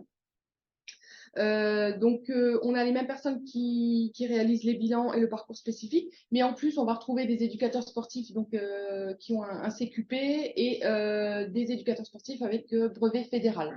Donc voilà, tout ça, c'est encadré par des arrêtés, hein, on les a pas listés, mais vous les retrouvez. Et puis, on va demander également le PSC1, une formation sport santé qui n'est plus obligatoire. Elle était obligatoire jusqu'à l'année dernière, mais elle est recommandée en tout cas pour les éducateurs sportifs. Et bien sûr, on va avoir la signature d'une convention avec l'opérateur de secteur qui va permettre de référencer la structure. Alors, quand je dis structure, ça peut être une structure associative, ça peut être une structure commerciale, parce qu'on en a, ça peut être une collectivité. Qu'est-ce qu'on a encore c'est à peu près tout. Voilà, donc quel que soit le type de structure, nous, elles vont être référencées sur le site de Prescrimove. Donc, vous pouvez aller sur le site de Prescrimove, vous tapez un code postal ou un type d'activité et vous allez retrouver toutes les structures qui sont labellisées Sport Santé Prescrimove. Sur cette étape 4, donc, il va y avoir un reste à charge pour le patient. Donc voilà, c'est le caillou dans la chaussure, on va dire ça. Par contre, il y a des dispositifs spécifiques. Donc, la ville de Strasbourg accompagne les patients sur une durée d'un an. Donc, après le parcours spécifique, on a aussi la ville de Schiltigheim, la ville de Saverne qui a fait cet effort-là de participer à la prise en charge financière de l'activité. Et puis, on a aussi un travail en cours sur bonne partie des villes de l'Eurométropole. Donc, pourquoi pas dans les années à venir, d'autres villes qui s'approprient ce dispositif et qui aident financièrement les patients à reprendre une activité physique. On répond aussi à des appels à projets qui permettent parfois d'avoir des aides à la pratique. Certaines mutuelles aussi prennent en charge en fonction du contrat et de la mutuelle et bien sûr s'il y a une prescription. Donc voilà, il y a plein d'informations qu'on donne nous aux patients pour essayer de diminuer les coûts de la pratique. Et puis, on valorise aussi toutes les activités de pleine nature qui ne coûtent rien finalement. Voilà, s'il y a un bon accompagnement avec les éducateurs sportifs, on peut aussi recommander ce type d'activité. Là, c'est un petit récapitulatif. Mais vous êtes en vert, donc vous pouvez tout faire. Voilà, donc aussi bien les bilans, les parcours spécifiques que les créneaux labellisés Prescrimove. Donc on a un peu plus de kinés qui s'investissent sur des créneaux Prescrimove. On retrouve souvent des activités de type Pilates, donc, qui sont labellisées. Pour vous donner un ordre d'idée, donc on a, alors c'est quelque chose d'évolutif, mais à peu près 200 structures partenaires qui sont labellisées Prescrimove sur le territoire alsacien. Ça représente 500 créneaux d'activité physique. Donc on a quand même une activité et une offre d'activité en tout cas assez importante. Ça permet aussi de pouvoir faire des choix et de pouvoir orienter le patient vers l'activité qui lui correspond au mieux. Et puis, mais je pense que cette année, on sera au-delà des 2500, à mon avis, 2500 bénéficiaires par an sur le territoire alsacien. Voilà, c'est quelque chose qui augmente d'année en année. Et vous retrouvez voilà, tout le référencement de l'offre sur le site de Prescrimove. Voilà, quelles que soient vos demandes, si c'est des demandes d'orientation, de patients, si c'est des demandes, si vous voulez être labellisé, si vous voulez participer au dispositif, n'hésitez pas à utiliser le numéro unique. Voilà, et vous aurez un opérateur sur votre secteur qui sera en mesure de répondre à vos questions. On fait souvent du cas par cas, parce que ça dépend de vos envies aussi sur la participation à ce projet. Donc, on se rencontre, on regarde ce qui est possible de faire et puis on avance comme ça. Et je crois que c'est terminé. Voilà. Merci beaucoup.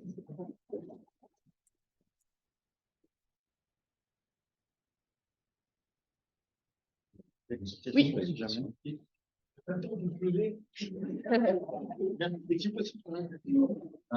C'est possible de parler un peu plus fort pour la question? Alors, moi, je suis médecin du sport, je ne travaille pas à Strasbourg et je n'ai pas eu beaucoup d'informations sur Prescrimove. Et comme je fais partie de la SOMESA avec laquelle on a fait une soirée récemment, on pourrait à la limite organiser une soirée pour les médecins du sport et les médecins traitants qui pourraient être mieux informés sur Prescrimove parce que il faut faire avancer les choses si vous êtes là. Mais avec plaisir, oui. D'accord, très bien. Voilà. Merci beaucoup. Je dois rester encore debout Non, juste le temps de faire de changement pour Anthony. Aussi. Ouais. Qui va nous parler des maisons de sport santé. Parce qu'on vient rajouter une petite touche encore dans le système et c'est les éléments qui ont été présentés par Marion où les villes ont toutes des particularités qui viennent rajouter du plus et ce qui peut être compliqué quand on a des patients. Par exemple, qui habitent, je dirais, Montvillers et à côté il y a Saverne et ils ne peuvent pas avoir de certaines choses, qui habitent à côté de Mulhouse, mais qui a d'autres choses proposées par Mulhouse, ça peut rajouter un peu de complexité en tant que rééducateur. Mais Anthony va nous expliquer tous les avantages des maisons de sport santé. Merci Anthony. Bonsoir à tous. Vous pouvez vous asseoir. Alors, Piesacco, je vais essayer de vous expliquer en 10 minutes ce que c'est qu'une maison de sport santé, sachant que il y en a plus de 500 en France et elles ont toutes une particularité, elles sont toutes organisées différemment. Mais une maison de sport santé, c'est quoi? C'est un outil d'égalité des chances et d'accès aux droits de la santé par le sport. Ça vient d'où? Eh ben, en fait, c'est pour répondre à un impératif de remettre le maximum de personnes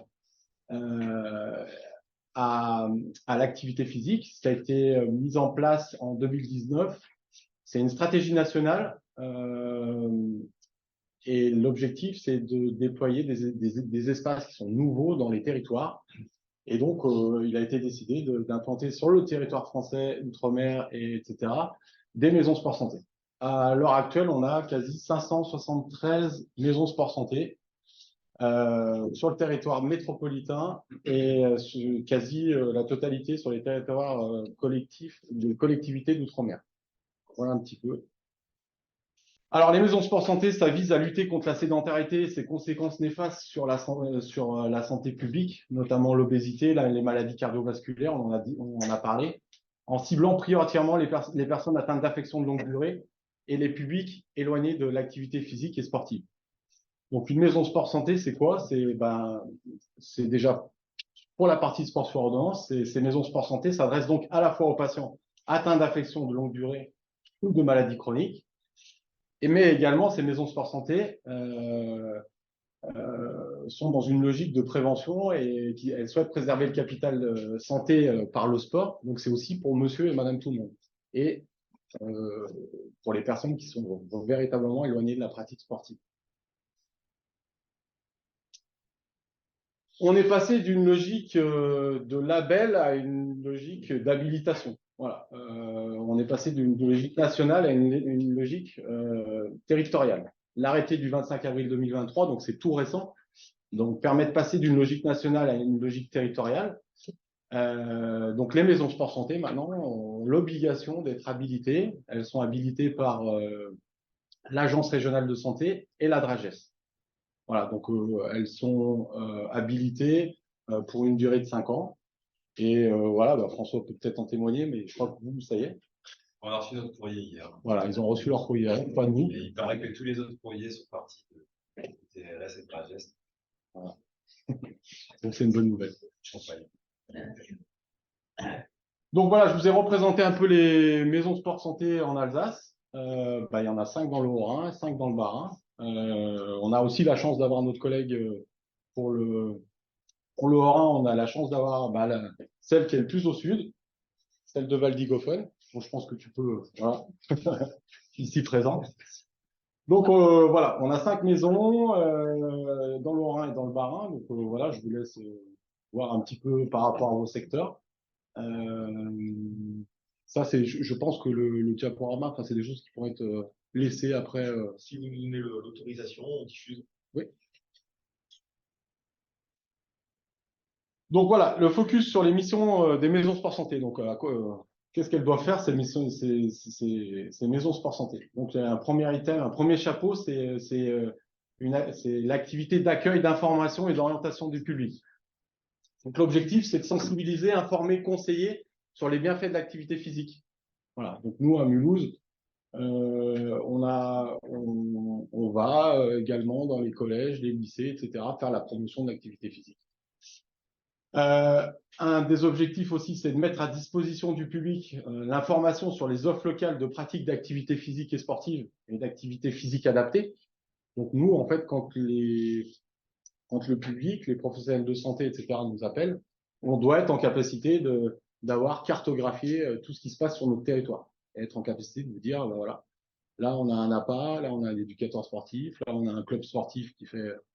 Enfin voilà, on est capable de le faire. Le troisième objectif, c'est permettre un accueil personnalisé des personnes souhaitant pratiquer une activité physique, notamment de celles bénéficiant d'une prescription d'activité physique adaptée. Nous, la particularité, la différence entre, je pense, Strasbourg, c'est qu'on n'est pas vraiment opératoire. Donc, on passe, c'est pas qu'on n'est pas vraiment, on n'est pas opératoire. Donc, on passe par le pôle APSA pour faire tout ce qui est bilan et la prise en charge de prescription. Voilà. Donc, on a un enseignant en activité physique adaptée qui appartient au pôle APSA et qui intervient à l'intérieur de la maison sport santé pour faire des bilans et les parties. On assure aussi la mise en place et on réalise nous-mêmes des bilans. Donc, je prends tu me dis si je dis des bêtises, mais la maison sport santé de Strasbourg, elle a un dispositif précoce et je pense qu'il y a des bilans, etc. C'est leur propre cahier des charges, donc ils sont en capacité également de mettre en place des parcours d'activité physique. Pour précoce, c'est pour les enfants. Précoce, c'est pour les enfants. Une partie, donc on oriente aussi vers des professionnels et des structures partenaires. Voilà, donc l'idée, c'est d'avoir ce que je vous disais tout à l'heure, une cartographie sur l'écosystème sport santé sur Mulhouse. Donc, on est aussi en capacité à un moment d'orienter aussi vers les professionnels d'autres structures. On a un deuxième chapeau qui est l'activité de mise en réseau, formation des professionnels de santé, du médico-social, du sport et de l'APA. Donc, on assure la mise en place d'actions de sensibilisation ou de formation en direction des professionnels des secteurs de la santé, du médico-social et social, et du monde du sport et des intervenants en APA. À Mulhouse, on a commencé depuis deuxième mois, enfin, il y a 2 mois, on a mis en place un module de formation sur les troubles musculo-squelettiques. En fait, on s'aperçoit que nous, souvent, les éducateurs ils viennent nous voir et nous disent bah, nous, on prend pas le diabète, on prend pas l'obésité, on prend pas le cancer, etc. Donc, nous, on est parti du principe en disant ben, c'est possible et on va vous expliquer comment on peut prendre en charge aussi ces patients. Donc, l'idée, c'est d'ouvrir un panel, le panel de prise en charge sur l'ensemble du territoire mulhousien. On intervient également aussi dans les BPGEPS. On intervient aussi auprès des éducateurs sportifs. L'idée, c'est aussi de faire la promotion de l'activité physique adaptée et essayer de trouver des appétences et un moment, une envie d'aller aussi sur le sport santé bien-être. Donc les maisons sport santé, c'est pas tout parfait. C'est un dispositif qui est assez récent. Donc les maisons sport santé ont un enjeu de coordination, de légitimation et de financement. Les maisons sport santé sortent toutefois des difficultés vraiment liées principalement à leur modèle économique. Ce que je disais tout à l'heure, c'est que il y a des maisons sport santé comme la nôtre, les collectivités territoriales. Celle de Strasbourg, c'est un groupement d'intérêt public. Le Pôle APSA est une association et il y a des maisons sport santé, donc il y a des groupements hospitaliers aussi. Donc il y a un modèle économique qui est assez différent pour les maisons sport santé. Et c'est pour ça qu'il n'y a pas une maison sport santé pour l'instant qui se ressemble. Ce que je vous disais tout à l'heure, ça, c'est le cahier des charges pour être habilité maison sport santé. Mais derrière, voilà, il y en a d'autres qui sont organisés différemment. Donc les maisons sport santé, c'est donc un dispositif public récent et en rapide essor. Donc ce qu'on parlait tout à l'heure, c'est passer du curatif au préventif. Il y a un choc des cultures professionnelles entre experts du sport et professionnels de santé. Donc c'est aussi, on est là aussi pour un peu expliquer, vulgariser et comprendre les missions des uns et des autres. Les maisons sport santé sont aussi à la recherche de financements plus pérennes. Ça, c'est aussi une des difficultés pour nous, c'est d'avoir des financements pérennes. On travaille beaucoup sur des appels à projets, on répond à des choses. Si on est soutenu par une collectivité, c'est très bien. Pour des associations, c'est peut-être un peu plus compliqué. Nos maisons sport santé, dans nos parcours, dans nos programmes, etc., on a des difficultés à attirer tous les publics. Donc, on attire essentiellement du public féminin et senior. Et ce qui est intéressant et sur quoi on surfe en ce moment, c'est qu'il y a les acteurs du sport, ils sont vraiment acquis à la cause. Il y a vraiment, nous, on voit sur le territoire de Mulhouse, il y a vraiment une dynamique qui s'est enclenchée autour du sport santé. Alors après, il y a quelques-uns qui sont un peu déçus parce qu'on pense que, vu que c'est tendance et on entend parler beaucoup de sport santé, on se dit qu'il y a une manne financière derrière. C'est pas forcément le cas. Donc voilà, on est obligé un peu de calmer certaines ardeurs, mais on essaye de co-construire. C'est notre métier aussi, à un moment, de travailler sur les offres. Voilà. Donc, je voulais vous faire, vous expliquer un peu la maison sport santé de Mulhouse, comment elle fonctionne. On est basé au centre sportif régional Alsace, qui est un équipement de 18 000 m² de restauration, d'hébergement, et où on a 9 000 m² de surface sportive. Donc, pour nous, c'est assez facile d'accueillir du public et de les mettre à l'activité physique. Je montre un peu les muscles quand même. Et derrière, on travaille aussi avec un plateau médical. On travaille avec l'INSA, qui est l'Institut médico-sportif Sud-Alsace, où il y a une 40aine de professionnels de santé. Donc là, on travaille aussi avec eux sur des programmes qu'on a renforcés, en fait, PressRemove. Donc on est parti de l'architecture de PressRemove et on l'a renforcé, en fait, ce dispositif. Ce qu'on a fait grâce à ça, c'est que un patient qui vient nous voir, enfin un usager qui vient nous voir, un moment, s'il a besoin de reprendre l'activité physique, à un moment, il a besoin de soigner peut-être un coude, de soigner un genou avant de faire du vélo, des choses comme ça. Donc, ils ont la possibilité d'être pris en main par un médecin du sport, un médecin fonctionnel ou un plateau de kiné. Voilà. Et en parallèle, nous, on commence à travailler dans le parcours, on commence à travailler sur ce qu'on dit, nous, la réathlétisation, la partie motivationnelle, etc. Au vu de les emmener en club. Donc voilà, la maison Sport Santé, son écosystème, c'est ça. C'est une maison en plein milieu d'un équipement sportif avec des professionnels de santé. À Strasbourg, pardon, à Mulhouse, on a décidé d'aller plus loin par rapport au cahier des charges que je vous ai expliqué tout à l'heure. Donc on a un volet, alors je ne sais plus si le laser, c'est celui du tout. Là, on a toute notre partie sport sur ordonnance qui est ici, d'accord? Où ce que je vous disais tout à l'heure, on est parti de l'architecture de Prescrimove pour renforcer ce dispositif sur un accompagnement renforcé. Là, on est passé de 12 séances sur notre programme, sur le Prescrimove, on est passé de 12 séances à 24. Et à l'intérieur des 24, on a de l'entretien motivationnel, on espère bientôt de la nutrition, mais on a quelque chose qui est important, c'est qu'à l'intérieur de ce parcours, on fait venir les clubs qui sont partenaires et qui sont labellisés Prescrimove. Donc à l'intérieur de ce parcours, ma collègue qui est ici pourrait vous en parler, mais on pourra peut-être en parler après en off. Mais à l'intérieur de ce parcours, vous avez tous les éducateurs, tous les clubs qui maillent le territoire mulhousien et qui viennent présenter leurs activités. Et ça, c'est un vrai plus, un vrai plus. On est en train de travailler sur un programme sport santé enfant. Et là, la partie RAPAC, c'est la partie où on va capter les publics qui sont éloignés de la pratique. En fait, Prescrimove, c'est avec pathologie. À Mulhouse, nous, on a décidé d'aller chercher monsieur, madame, tout le monde, et surtout les personnes qui sont éloignées de la pratique. Donc, quasi tous les Mulhousiens peuvent bénéficier d'un bilan de conditions physiques et du programme sport santé derrière.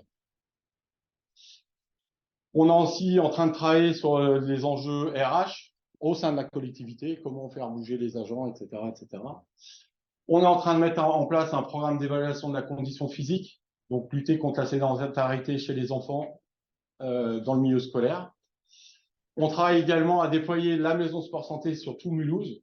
Donc l'objectif, c'est qu'on travaille sur un peu la ville du quart d'heure, c'est-à-dire qu'un quart d'heure de mon centre social, de mon lieu d'habitation, je dois trouver un médecin, un kiné, de l'activité physique, voilà.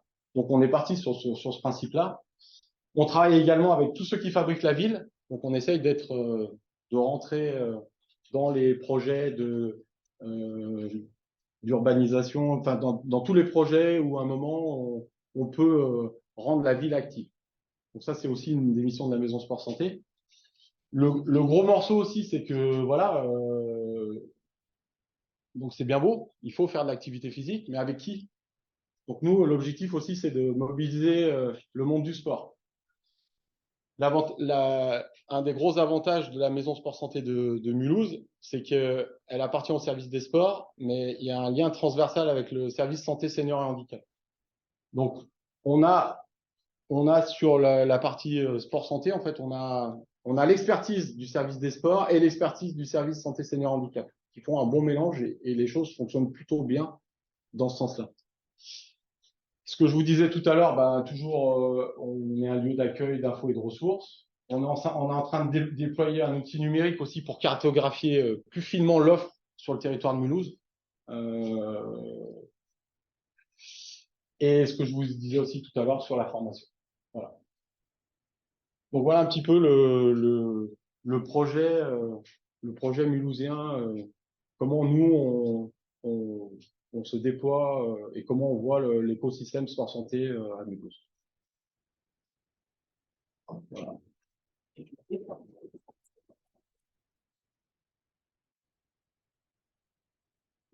comprends bien, chaque faut se lever d'abord. Bien, hein, Et, donc chaque pour Mulhouse, ça concerne les autres sport santé Mulhouse, c'est la commune de Mulhouse. C'est uniquement la ville de Mulhouse. Donc on peut imaginer la même chose pour la maison sport santé de Strasbourg, c'est uniquement la commune de Strasbourg. à quelque chose près. À quelque chose Mais, près. donc, À il y a quelque chose près. en fonction des territoires, il peut y avoir des variabilités Ah bah ouais. qui apparaissent. Et donc, c'est un petit peu la difficulté, mais c'est plus de l'orientation, c'est votre rôle après d'orienter le patient pour son endroit où il habite. Bien ça, c'est ça. En fait, tu l'as très bien dit, il y a dans les missions qui nous sont confiées par le cadre général, l'arrêté que tu as cité, là, il y a, je crois, 9 blocs de missions. Si on peut les résumer, tu as une mission d'information de base, en fait, du grand public sur qu'est-ce qui existe sur ton territoire, sur votre territoire en termes de sport santé. Ça, c'est le socle. Ce qui fait que d'ailleurs, les premières maisons sport santé, je ne sais pas si elles seront habilitées à la fin de l'année, mais des fois, c'était que des plateformes Internet. Il n'y avait que ça, c'était que un numéro de téléphone. On verra ce que décidera l'État d'ici quelques semaines. Il y en a pas en Alsace des comme ça, mais je crois pas. Voilà. Ça, c'était le premier bloc. Le deuxième bloc, c'était, voilà, c'est en faire de l'activité, proposer de l'activité en lien avec les partenaires. Et c'est pour ça que nous, on avait la chance d'avoir le protocole Prescrimove qui préexistait aux maisons sport santé. Donc nous, en tous les cas, à Strasbourg et les maisons sport santé du pôle APSA, et la cohérence que vous avez trouvée, elle est géniale, quoi. C'est que voilà, les choses ont été faites ainsi. Et après, il y a toutes les missions de réseau, de formation, de prévention primaire. Ça a été des vraies discussions, en tous les cas, pour nous à Strasbourg. Mais jusqu'où on va là, en termes de prévention primaire, parce que la prévention primaire, c'est un peu le boulot de tout le monde et n'importe qui. Sauf que quand c'est le boulot de tout le monde et n'importe qui, finalement, c'est le boulot de personne. Donc nous, enfin, je sais qu'à Strasbourg, on développe des actions spécifiques. Sur la formation aussi, on participe à sur des BPGEPS. On bosse beaucoup avec l'Université de Strasbourg, qui est d'ailleurs membre du GIP aussi. Voilà, on accueille des stagiaires régulièrement, de la filière APAS, des kinés, des diètes. Donc finalement, tu as des missions obligatoires, mais après, chaque territoire, en fonction de ses priorités, ce que tu disais sur la santé au travail, nous, on aimerait bien y aller, mais voilà, il faut des moyens derrière. Parce que tu l'as très bien dit, il y a aujourd'hui 573 maisons sport santé en France et outre-mer. Est-ce qu'il y en aura autant après la labellisation ou l'habilitation, pardon? Moi, je suis pas sûr. Hein. Je suis pas sûr parce que quand on voit les blocs de mission là, aujourd'hui, quand on crée un hôpital, quand on crée un établissement médico-social, quand on crée une maison de santé pluridisciplinaire, une équipe de soins primaires, une CPTS, normalement, il y a des sous derrière. Les maisons sport santé. Au début, mais après, par la suite. Ouais, normalement, il y a les ACI, l'assurance maladie. Aujourd'hui, malgré l'absence totale de modèle économique, même s'il y avait des crédits d'annonce du ministère des Sports, il y a eu 573 maisons sport santé créées en moins de 2019, en moins 4 ans, 4 ans. C'est-à-dire, vous imaginez la dynamique derrière et la volonté des acteurs de se mobiliser. Il y a même une union nationale des maisons sport santé qui a été créée il y a peu. Nous, on y participe aussi pour faire du lobby sur le modèle économique et on va y arriver. On va y arriver. Oui. Merci beaucoup. Je vous propose d'enchaîner sur une partie témoignage. Alors, il y a Amélie qui va intervenir en 5-10 minutes. Voilà. Donc, pour ma part, dans ma recherche en amont, j'avais pas trouvé de kiné qui était intégré dans les équipes 2 et 3. Tu me dis qu'il y en a un actuellement, à ce jour. Enfin, sur ce territoire. Sur ton territoire. Et j'avais aussi recherché des personnes qui étaient en créneau labellisé.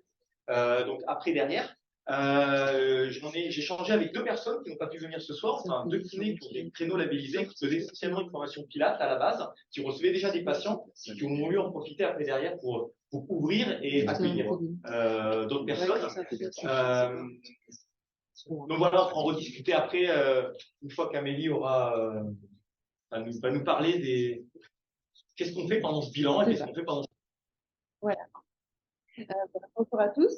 Donc voilà, moi l'objectif de mon intervention, c'était finalement de façon très pratique en fait, vous parler de finalement qu'est-ce qui se passe une fois que le patient a reçu sa prescription du médecin, qu'il a appelé ce fameux numéro unique, il est orienté vers quelqu'un pour faire ce bilan. Et qu'est-ce qu'il va y faire là-dedans et finalement, je pense que c'est important pour vous, prescripteurs, notamment de savoir un petit peu ce qui s'y passe parce que c'est toujours intéressant et on prescrit, je pense, mieux quelque chose qu'on connaît. Donc voilà, ça c'était l'idée aujourd'hui. Donc dans le bilan, oula, c'est rapide. Hein. Donc là, ça reprend le parcours. Donc le bilan, il intervient donc à l'étape numéro 2. Et vous le verrez, c'est assez dense parce qu'on a 1 heure pour le faire. Donc là, ça reprenait les publics cibles.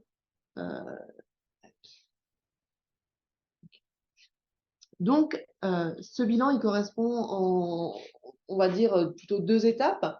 Une première étape qui est d'abord un entretien motivationnel. Voilà, l'idée, c'est vraiment de recevoir le patient, de pouvoir échanger avec lui, d'apprendre à le connaître et puis voilà, de pouvoir voir quels sont ses besoins, quelles sont ses attentes, ses motivations, mais aussi voilà, ses limitations, ses freins. Et puis comme ça, de pouvoir un petit peu échanger avec lui et comme ça a été dit au début, de pouvoir parfois casser un petit peu ces idées reçues qu'on peut avoir sur voilà, moi je sais que j'ai déjà eu des patients qui arrivaient et directement me disaient bon bah moi j'avoue que le sport c'est pas pour moi, je suis là parce qu'on m'a dit de venir, mais je fais pas de sport quoi. Et voilà, c'est un petit peu d'essayer de casser ces représentations et puis de voilà, de leur amener une autre vision de cette activité physique finalement, en discutant un petit peu, de leur dire, mais non, vous ne faites pas rien. Vous marchez dans la journée, vous allez faire vos courses éventuellement à pied, voilà. Et en amenant un petit peu tous ces exemples, déjà de leur faire un petit peu ce petit, ok, bon, ça va peut-être être possible finalement. Donc, je pense que, et moi, c'est vrai que je l'amène dans ce sens-là, l'entretien en premier, parce que ça me semble finalement illogique de faire dans l'autre sens. Quelqu'un qui viendrait et où on commencerait par d'abord les tests, voilà, ça me semble un petit peu difficile d'accrocher avec la personne. Et c'est vrai qu'on se rend compte que c'est souvent à ce moment-là où les gens vont avoir des déclics, vont avoir des choses, de dire, c'est vrai que je faisais ça, je le fais plus. Je pourrais peut-être remettre ça en place. Et en fait, c'est déjà ça le premier travail finalement, hein, parce que si déjà lui, il arrive à se dire ah tiens, je pourrais faire ça. Ah tiens, je pourrais le faire comme ça. Oh, là, je pourrais peut-être bouger un peu plus à ce moment-là. Déjà, on a entamé un vrai premier travail là. Donc voilà, ça c'est cette première partie. Donc on a un bilan d'1 heure en tout avec l'entretien et les tests, donc c'est relativement rapide quand même. Voilà, donc, mais en tout cas, cette partie pour moi, elle est primordiale et j'y passe bien 30 à 40 minutes hein, en règle générale. Voilà, donc ça c'était donc la première étape. Je suis désolée, hein, c'est un PDF, donc ça passe un peu vite sur le. De toute façon, l'idée, c'était plus de vous montrer après les tests. Voilà, ils seront là. Donc, à l'issue de ce bilan, le patient a 2 auto-questionnaires à remplir. Alors, ça peut être fait en amont s'il attend dans la salle d'attente, etc. Il peut le faire avant, ça dépend de l'organisation de chacun. Mais en tout cas, ces 2 auto-questionnaires, le premier, c'en est un sur la perception de santé. Donc, c'est une adaptation du questionnaire de Garnier, où là, il y a 8 items finalement, et il va pouvoir répondre sur une échelle de 0 à 10, comment est-ce qu'il perçoit sa condition physique, comment est-ce qu'il perçoit son stress, son sommeil, voilà. Il y a 8 items comme ça, et puis ça nous permet, nous, d'avoir une moyenne ensuite sur les 8, et de pouvoir le situer un petit peu au niveau de sa perception de sa propre santé. Et on a un deuxième questionnaire qui est le questionnaire ONAPS-PAC, donc qui concerne l'activité physique. Et là, qui va reprendre les items de l'activité au travail, des déplacements au quotidien, et puis des activités au domicile et de loisirs. Et donc, ça va nous permettre à la fin de ce questionnaire de pouvoir sortir un temps d'activité physique et un temps plutôt sédentaire. Donc, ça, c'est aussi un support où on peut en discuter avec le patient. Voilà, il y en a vraiment qui se rendent compte juste une fois qu'ils ont rempli le questionnaire de « Ah, mais je passe tout ce temps assis !» Eh oui, c'est vrai. Et c'est vraiment une prise de conscience parfois, hein, c'est de dire mais je ne me rendais pas compte. Voilà, donc c'est un peu des fois, ça peut être une entrée aussi à l'entretien motivationnel si on peut reprendre ça avec le patient et puis même aussi revaloriser ce qu'il fait déjà parce que il y a des temps d'activité physique, il y a des choses qu'il note et finalement c'est revaloriser ça et puis lui dire vous voyez, il y a déjà ça, on va pouvoir utiliser cette entrée-là pour peut-être démarrer en douceur et repartir par des choses qui vous plaisent, par des choses parce que cette notion de plaisir, on en a parlé avant et elle est primordiale. Hein. Donc d'où l'entretien et de savoir voilà, qu'est-ce qui les motive, qu'est-ce qui les limite et comment on va pouvoir un petit peu orienter au mieux derrière et articuler cette activité physique dans leur quotidien pour que la finalité ce soit bien évidemment la poursuite de l'activité physique sur le long terme. Donc, à l'issue de tout ça, il reste quand même encore tous les tests à faire. Donc, voilà, je vais vous parler rapidement en détail. Je ne rentrerai pas forcément dans les détails, mais l'idée, c'est d'évaluer l'endurance, d'évaluer la souplesse, l'équilibre, la force des membres inférieurs et la force de préhension. Normalement, j'en oublie pas. En ce qui concerne, là, on est sur est-ce que j'en ai oublié un avant? Ouais, le test de marche 6 minutes, je pense que vous le connaissez relativement tous, donc je vais pas vous l'expliquer, mais l'idée c'est voilà, et pouvoir évaluer cette capacité fonctionnelle et puis le périmètre de marche.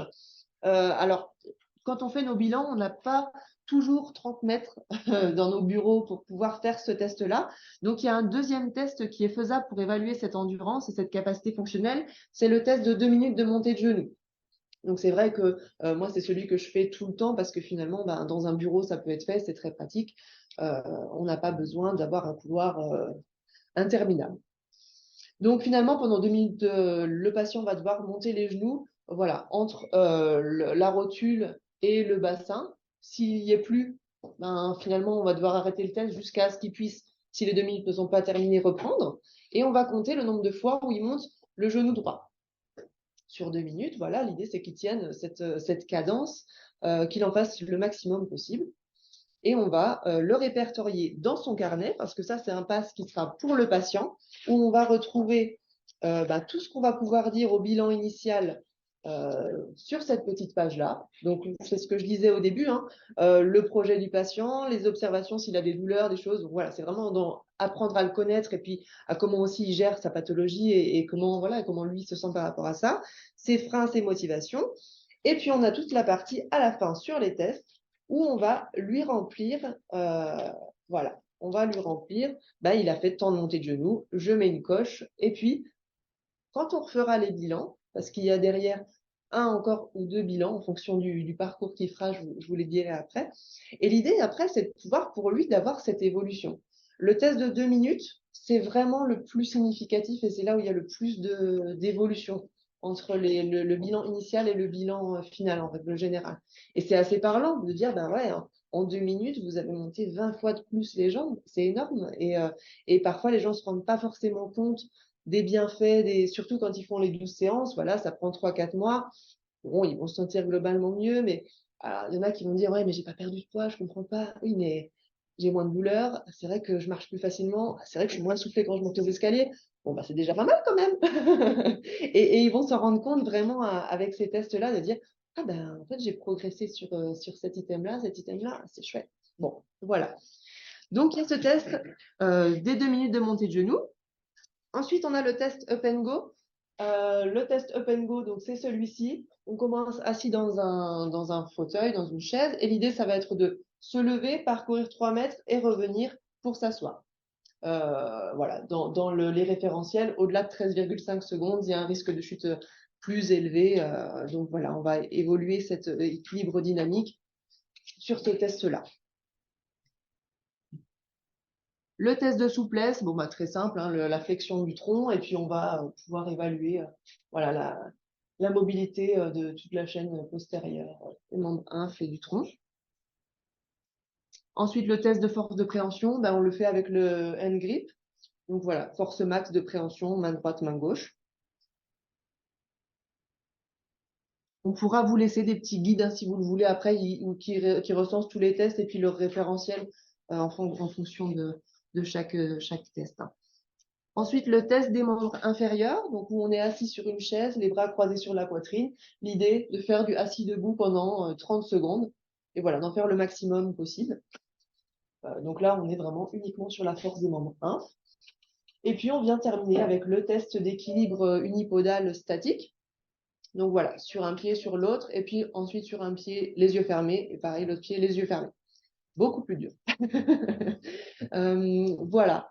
Je rentrerai pas plus en détail, sauf s'il y a des questions et autres, mais en tous les cas, à l'issue de ces tests et de l'entretien, nous, on va remplir un courrier pour le médecin qu'on va envoyer au médecin, et l'idée, c'est de faire vraiment ce lien avec ce qui a été décidé avec le patient à ce moment-là, mais que le médecin puisse être en accord avec ça, et puis, auquel cas, voilà, avoir un échange là-dessus, et que le médecin reste finalement au cœur de ce dispositif-là. Et donc, à l'issue de cet entretien, l'idée, c'est de proposer au patient le parcours qui va lui être le plus bénéfique, en fait. Donc, soit on va se rendre compte que c'est quelqu'un qui est effectivement très éloigné de l'activité physique, que voilà, ça fait longtemps ou qu'il n'y a jamais vraiment goûté, et puis il ne sait pas trop vers quoi il veut aller, qu'est-ce qu'il aime pas, qu'est-ce que. Alors là, ça va être le parcours spécifique qui va être peut-être le plus adapté. Donc, on va lui proposer ces 12 séances, on va lui proposer voilà, de l'accompagner un petit peu plus en douceur, un petit peu plus de façon un peu plus individualisée peut-être. Et donc, voilà, on va lui proposer ce parcours spécifique. Quelqu'un qui va déjà être relativement actif ou il y a même des gens qui disent, ben, moi, c'est de l'aquagym que je veux faire, je le sais. Bon, ben voilà, il suffit de regarder vers chez vous, quel club est labellisé. Voilà, on a notre annuaire et voilà, d'orienter finalement vers ces structures labellisées. Ou vers l'autonomie, hein, s'il y en a qui arrivent à être très bien autonomes, que ce soit d'ailleurs avant les 12 séances ou après. Hein, parce que parfois, après les 12 séances, il y a vraiment des gens qui se découvrent ou se redécouvrent, et ça, c'est vraiment chouette à voir et à observer, et qui vont dire, ben, j'ai goûté au tapis de marche, je pensais jamais monter là-dessus, mais c'est génial. Allez hop, je suis partie en salle de sport, et puis ça roule, quoi. Et c'est vrai, c'est arrivé plusieurs fois, et voilà, je trouve que c'est important, mais en tout cas, voilà, c'est très adapté aux patients, et on a la chance d'avoir une offre quand même relativement diversifiée et puis complète de structures labellisées sur le territoire. Donc, comme l'a dit Marion avec les chiffres, et ça, c'est un bonheur de pouvoir orienter, voilà, de dire, ben, moi, j'aime le pilates, j'aime ci, j'aime. Ok, pas de problème. On a les gens pour vous accueillir, et de façon, on sait sécuriser, parce que ça suit un cahier des charges qui est très précis, et on ne vous envoie pas n'importe où. Et voilà. Oui. Est-ce que tous les intervenants qui font l'étape 2 suivent exactement les mêmes tests? Oui. C'est dans le cahier des charges Prescrimove, c'est ces tests-là qu'on doit faire passer, les 2 questionnaires et l'entretien motivationnel. Ouais. Et qui décide des tests qui sont de ces tests-là? Qui a décidé que ça serait Qui a choisi ceux-là?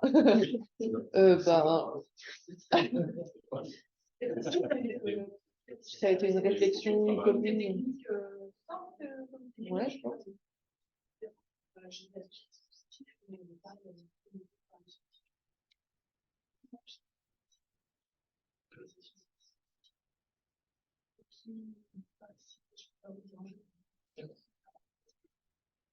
Mais sans faire le vieux, c'est un peu quand même.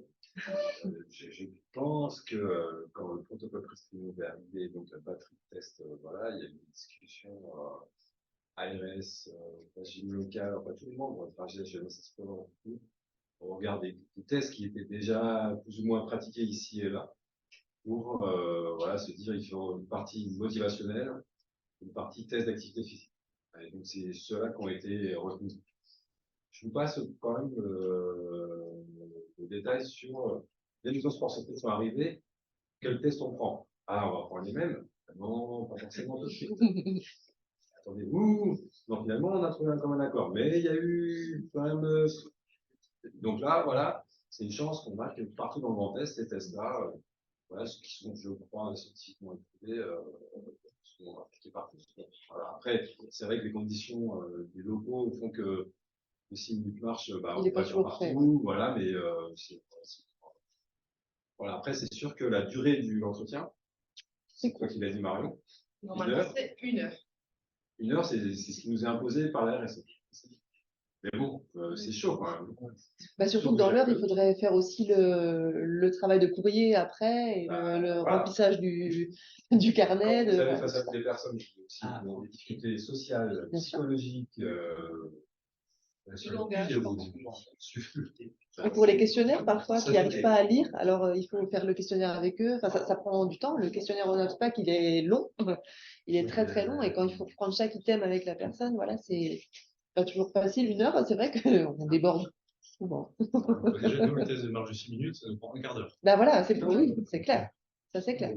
Comme son nom le dit, 6 minutes, c'est un quart d'heure. Voilà, c'est ça. C'est pour ça que le 2 minutes, il est quand même bien, finalement, parce que c'est un gain de temps, d'espace, de locaux.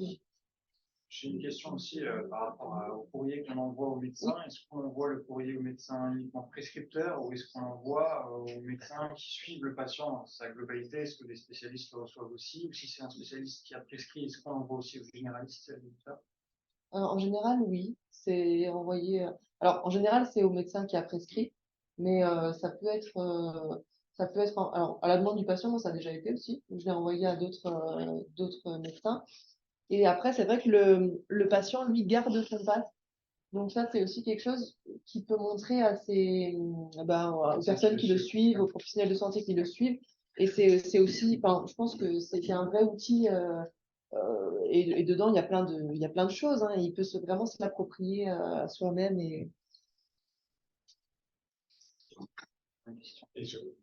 juste avant, est-ce que c'est possible juste d'abaisser? On va passer aux questions-réponses. Tu as encore besoin du support ou pas? Ah non. Non, c'est bon. Voilà. On va en grand pour les personnes à distance. On a juste une question justement sur le chat à distance.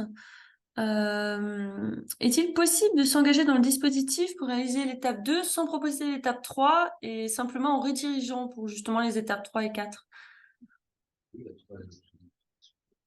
De juste faire le bilan et ensuite l'étape 4, c'est ça? Si j'ai bien compris? Non, c'est-à-dire juste faire le bilan et ensuite de pouvoir ensuite rediriger, justement réorienter pour les étapes numéro 3 et 4. Servir un petit peu de point de contact, de première prise de contact, de réalisation du bilan. Enfin, je pense qu'en tout cas, c'est ça ce que la personne qui a posé la question indiquait. Et ensuite, donc, réorienter pour les questions 3 et 4. Je sais pas si la personne veut commenter justement sa question, qu'elle n'hésite pas. Oui, enfin, c'est possible, hein. Toutes les étapes peuvent être dissociées. C'est pas... Une personne peut juste faire un bilan et ensuite continuer sa pratique qui fait déjà.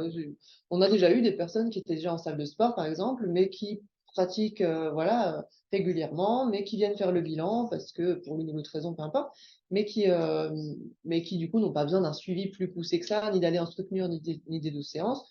Donc là, on l'oriente sur l'autonomie. Et une fois orienté sur l'autonomie, il y a un bilan à 6 mois après orientation et des appels téléphoniques. Mais on ne le revoit pas plus que ça. Vas-y, pardon, j'avais encore une question par rapport au test de marche. Du coup.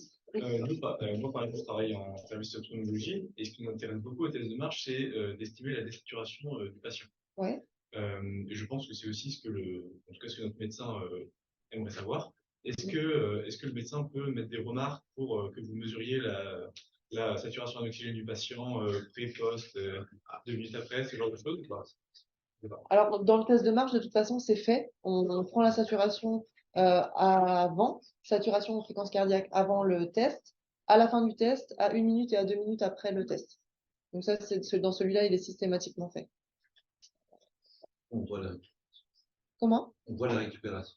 Oui. Ça marche. Et dans le assis debout, par exemple, c'est également le cas ou Non, après, dans les autres, c'est pas pris.